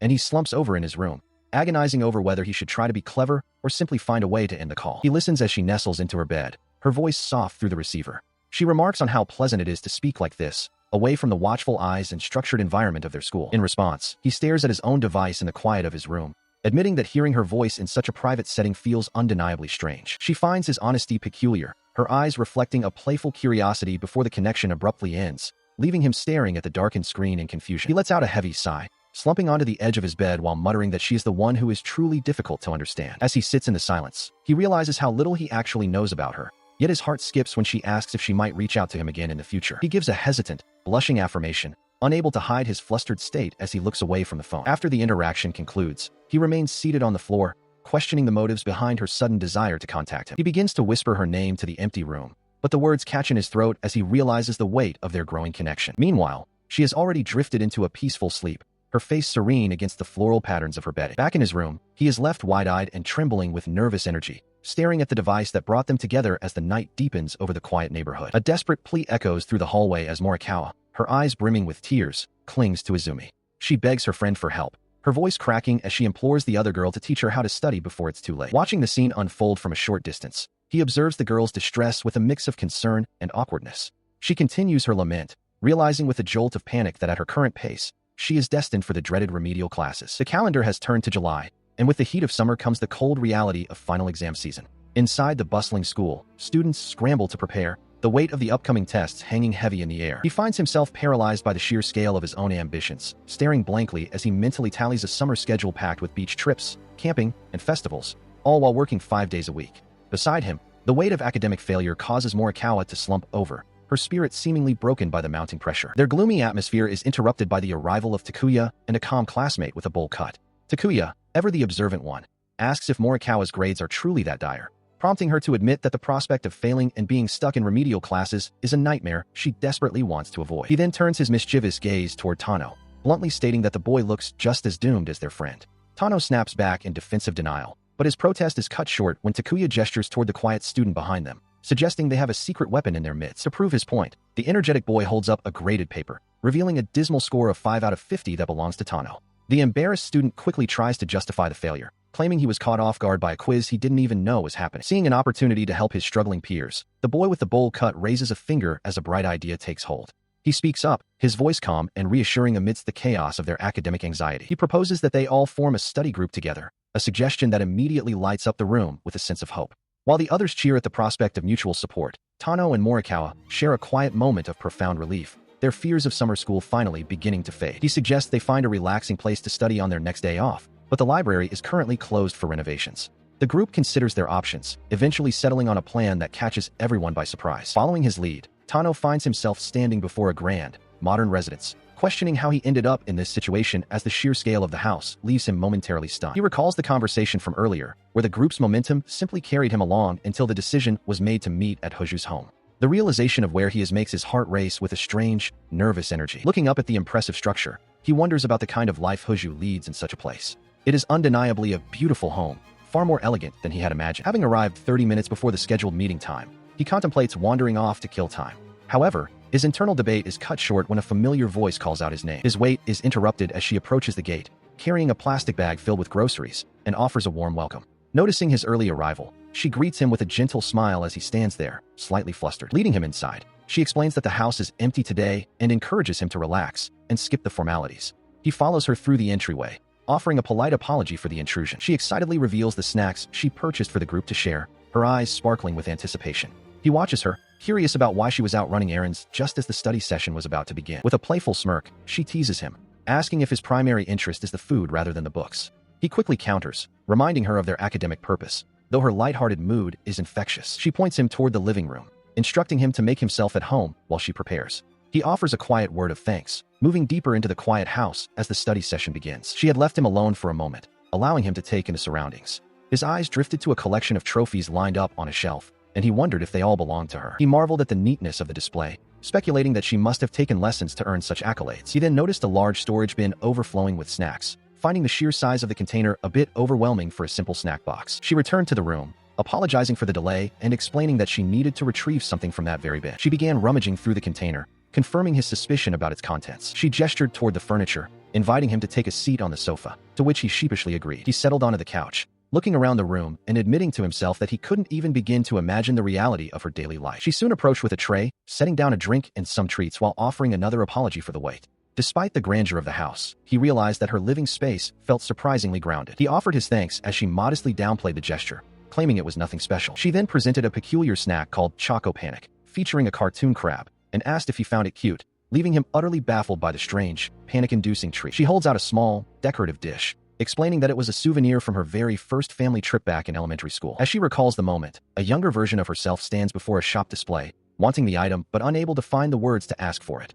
Fortunately, her parents noticed her longing and surprised her with the gift. Looking down at the plate resting on her tray next to a cold drink, she reflects on how that simple object is now overflowing with precious memories. She admits that despite the sentimental value, it was the only trip her family ever took, before showing off another peculiar souvenir, a crab with claws designed to hold snacks, which leaves him questioning the practicality of such a feature. Suddenly energized, she pulls out a stack of travel magazines, her eyes sparkling as she asks him where he would most like to go on a gourmet adventure. She begins spreading dozens of brochures across the floor, much to his surprise, insisting that they line them all up so he can point out every destination that catches his interest. When he points to a specific region he has visited before, she wonders aloud if he is some kind of seasoned travel expert, though he quickly downplays his experience. She mentions that her parents are quite the outdoor enthusiasts who love to travel, but confesses that if she were to go on a trip herself, her primary focus would be eating her way through the local cuisine. Watching her flip through the pages with such genuine interest, he realizes that seeing her in this relaxed, enthusiastic state feels like discovering a side of her he hadn't known before. He takes a quiet sip of his drink, his gaze lingering on her as he contemplates the unexpected depth and warmth she reveals when she lets her guard down. He sits on the sofa, sipping his drink while watching her flip through the travel magazines. He voices a quiet hope that one day, they might all be able to go on a trip together, just like a family. She looks down at the pages, a small smile playing on her lips as she agrees, finding the guide surprisingly easy to follow. Suddenly, she pauses, a look of realization crossing her face as she admits that she has never actually planned a journey on her own before. Looking up at him with a gentle, trusting gaze, she confesses that she would feel quite safe if he were the one accompanying her. The unexpected sincerity of her words leaves him completely flustered, his face flushing a deep red. He leans back, his mind racing as he wonders how a simple conversation about travel suddenly turned into a hypothetical trip for just the two of them. She, meanwhile, simply tilts her head, seemingly unaware of the impact her words had. Outside, the afternoon sun begins to dip as more guests arrive at the gate. Despite the time they've spent together, some still find her intentions and thoughts entirely impossible to decipher. The sky stretches wide over the quiet residential neighborhood, the power lines cutting through the soft clouds as the day transitions into evening. Once inside, the newcomers are immediately struck by the scale and elegance of the home. One of them admits to feeling a bit out of place, his nerves getting the better of him since he rarely visits the homes of others. As the group settles in, the atmosphere quickly shifts from a study session to a lively snack party filled with games and laughter. He watches the chaos from the sidelines, a skeptical expression on his face as he questions whether any actual schoolwork was accomplished. When he finally asks if they even opened a textbook, his friends exchange a long, silent look before unconvincingly insisting that they definitely did. He walks with his friends as the day winds down, listening to Takuya suggest they meet somewhere else next time. While Yuta confirms his bus schedule, he reaches into his pocket to check his own belongings. Suddenly, he freezes, his hands searching empty fabric. His friends stop and turn, confused by his sudden halt as the realization hits him that his phone is missing. Panting and out of breath, he explains to the others that he must have left it back at Hoju's house. He waves them off, promising to be careful as he turns to sprint back the way they came. He arrives back at the large residence, the chime of the doorbell echoing through the quiet evening. He sighs to himself, frustrated by his own constant forgetfulness as he waits for someone to answer. The door clicks open, and he immediately begins his apology, explaining his return to retrieve the forgotten device. His words trail off as he looks up, his eyes widening in sudden, silent shock at the person standing in the doorway. Instead of the familiar face he expected, a tall, imposing man with sharp, intense eyes stares down at him, his presence radiating a cold authority. The stranger looms over him, his voice low and demanding as he asks who the boy is, leaving him frozen in the doorway of the house he thought he knew. Yuta sits frozen on the sofa as the stranger slams his hands onto the low table with a deafening thud. He had only returned to retrieve his forgotten phone, yet now he finds himself trapped in a suffocating atmosphere, desperately questioning how a simple errand turned into this confrontation. He remains motionless under the man's heavy gaze. The silence stretches until the visitor finally breaks it, his voice low and demanding as he prepares to speak. The stranger leans forward, admitting he has no idea who the boy is before bluntly demanding his identity. Yuta can barely find his voice, his words catching in his throat as he tries to process the sudden interrogation. He stares back, paralyzed by the man's sheer physical presence. To him, the visitor looks massive and dangerous, possessing a rugged intensity that radiates pure intimidation. Summoning what little courage he has left, he introduces himself as Yuta Tano, a classmate of Hoju-san. The mention of the girl's name causes a visible twitch in the man's expression, a flicker of sharp interest. Without a word, the man produces a notebook and pen, slamming them onto the table with a violent force that makes Yuta recoil in terror. The sound echoes through the room like a gunshot. He leans in close, his shadow looming over the trembling student. As he commands Yuta to listen carefully, the boy is gripped by a primal fear, wondering if this encounter will be his last. The interrogation begins in earnest as the man recounts the details of the study session held at the Hoju residence. He fixes Yuta with a piercing stare, questioning if the two of them were alone, prompting a frantic, stuttering correction that there were actually 3 other students present. After hearing the explanation, the man finally relaxes his posture slightly, acknowledging that he understands the situation. He begins scribbling notes, his focus shifting to the information he has just extracted. He eventually departs, offering a curt word of thanks to Yohei-kun for the information as he leaves the exhausted student behind. Slumped over and drained of energy, Yuta can only watch him go, correcting the man's mistake in his head while wondering about the identity of the formidable stranger who just grilled him. He can't quite put his finger on it, but that intense, unreadable gaze feels strangely familiar. As he stares, trying to bridge the gap in his memory, the man simply looks back, his expression a locked vault of hidden intentions. Following the man into the living area, his eyes wander across the room until they land on a specific object leaning against the wall, sparking a moment of curiosity. He gestures toward the instrument, prompting the man to casually explain that it is indeed his guitar, confirming the hobby with a nonchalant nod. The revelation sparks a wave of genuine admiration in him, and he can't help but express how cool that is. The man takes the compliment in stride, mentioning that he plays in a band at his college, adding a layer of unexpected talent to his intimidating persona. Feeling a bit overeager, he quickly stammers out an apology for his outburst, but the man just offers a smug, knowing smile, assuring him that no harm was done and that he actually appreciates the praise. However, the way the man seems to bask in the praise, practically radiating a desire for more, leaves him feeling a bit unsettled by the sudden shift in atmosphere from threatening to strangely needy. The tension is broken when a familiar voice calls out from the doorway, asking if her big brother has finally returned home, her casual attire suggesting she was just relaxing. He freezes in pure shock as Izumi walks into the room, while the man simply acknowledges her presence with a calm greeting, confirming their sibling bond. Seeing the confusion written all over his face, the man finally offers a proper introduction, identifying himself as Hizuki Hoju, Izumi's older brother, and apologizing for the delayed formality. The realization hits him like a physical weight. He had always assumed Rei was an only child, yet here was her brother, casually handing out souvenirs to Izumi while he struggles to process the new family dynamic. He watches as Izumi offers a soft smile, her gratitude evident as she thanks him for his help. She watches as Hazuki collapses onto the sofa with a heavy thud, casually remarking that it has only been 3 days since his last stay when asked if this is his first visit home in some time. He continues to explain that while he attends college and technically lives on his own, he frequently returns to the family home on nights when their parents are expected to work late. With a lazy, almost wistful expression, the older brother confesses that he would prefer to return every single day if possible, though he acknowledges that doing so would render the independence of living alone entirely pointless. He is soon revealed to be more than just an intimidating figure. As the boy watches, it becomes clear that Hazuki is simply an overprotective brother who dotes on his sisters, even going so far as to tidy up after Ray. He is caught off guard when the man's protective nature flares up again, questioning what might happen if a stranger were to approach Izumi while she was alone. He is momentarily distracted from the interrogation when Izumi suddenly remembers she left her phone behind, prompting the boy to offer to call the device to help her locate it. He watches as she accepts the help and steps away to retrieve the phone from where she left it. She leaves the two of them alone for a moment, allowing Hazuki to turn his piercing gaze back to the boy and bluntly ask about the nature of his relationship with Izumi, noting that possessing her direct contact information suggests a certain level of intimacy. He leans in close, his presence becoming suddenly oppressive as he demands to know why the boy would visit if they aren't truly close, leaving his guest stammering in a state of visible panic. He begins to speak of his sister, Izumi, observing that she has always struggled to articulate her feelings.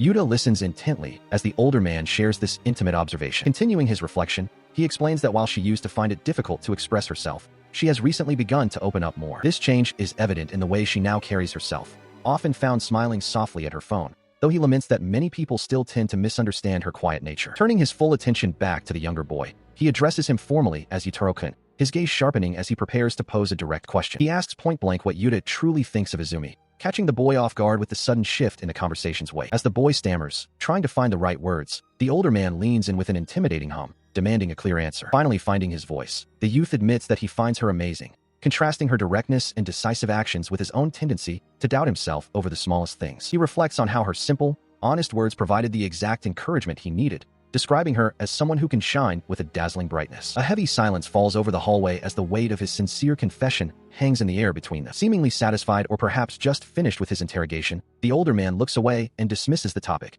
leaving the boy standing there with his thoughts. Away from his gaze, she sits alone on the floor, reflecting on her desire to find the inner strength to face her sister more earnestly, even if only by a small margin. While she contemplates her resolve, he absorbs the weight of the conversation, a sudden flush creeping up his neck as he looks away, acknowledging the situation with a quiet realization. Clearing his throat to break the tension, the older man regains his composure, though he can't help but notice the boy's own deepening blush and questions the cause of his sudden embarrassment. He extends his hand, returning the mobile device to its owner. The boy takes it, his face still burning with heat as he struggles to find the right words to explain himself. With a calm expression, the older brother suggests they postpone the rest of their discussion for a time when they aren't so rushed. The boy looks up, surprised by the sudden shift in tone and the use of his name. Turning his attention back toward the house, he calls out for his sister.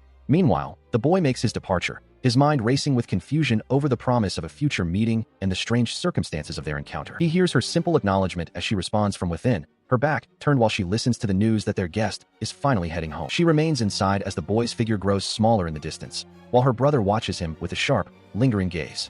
The weight of their unfinished business hangs heavy in the air, promising a much longer and more intense confrontation in the days to come.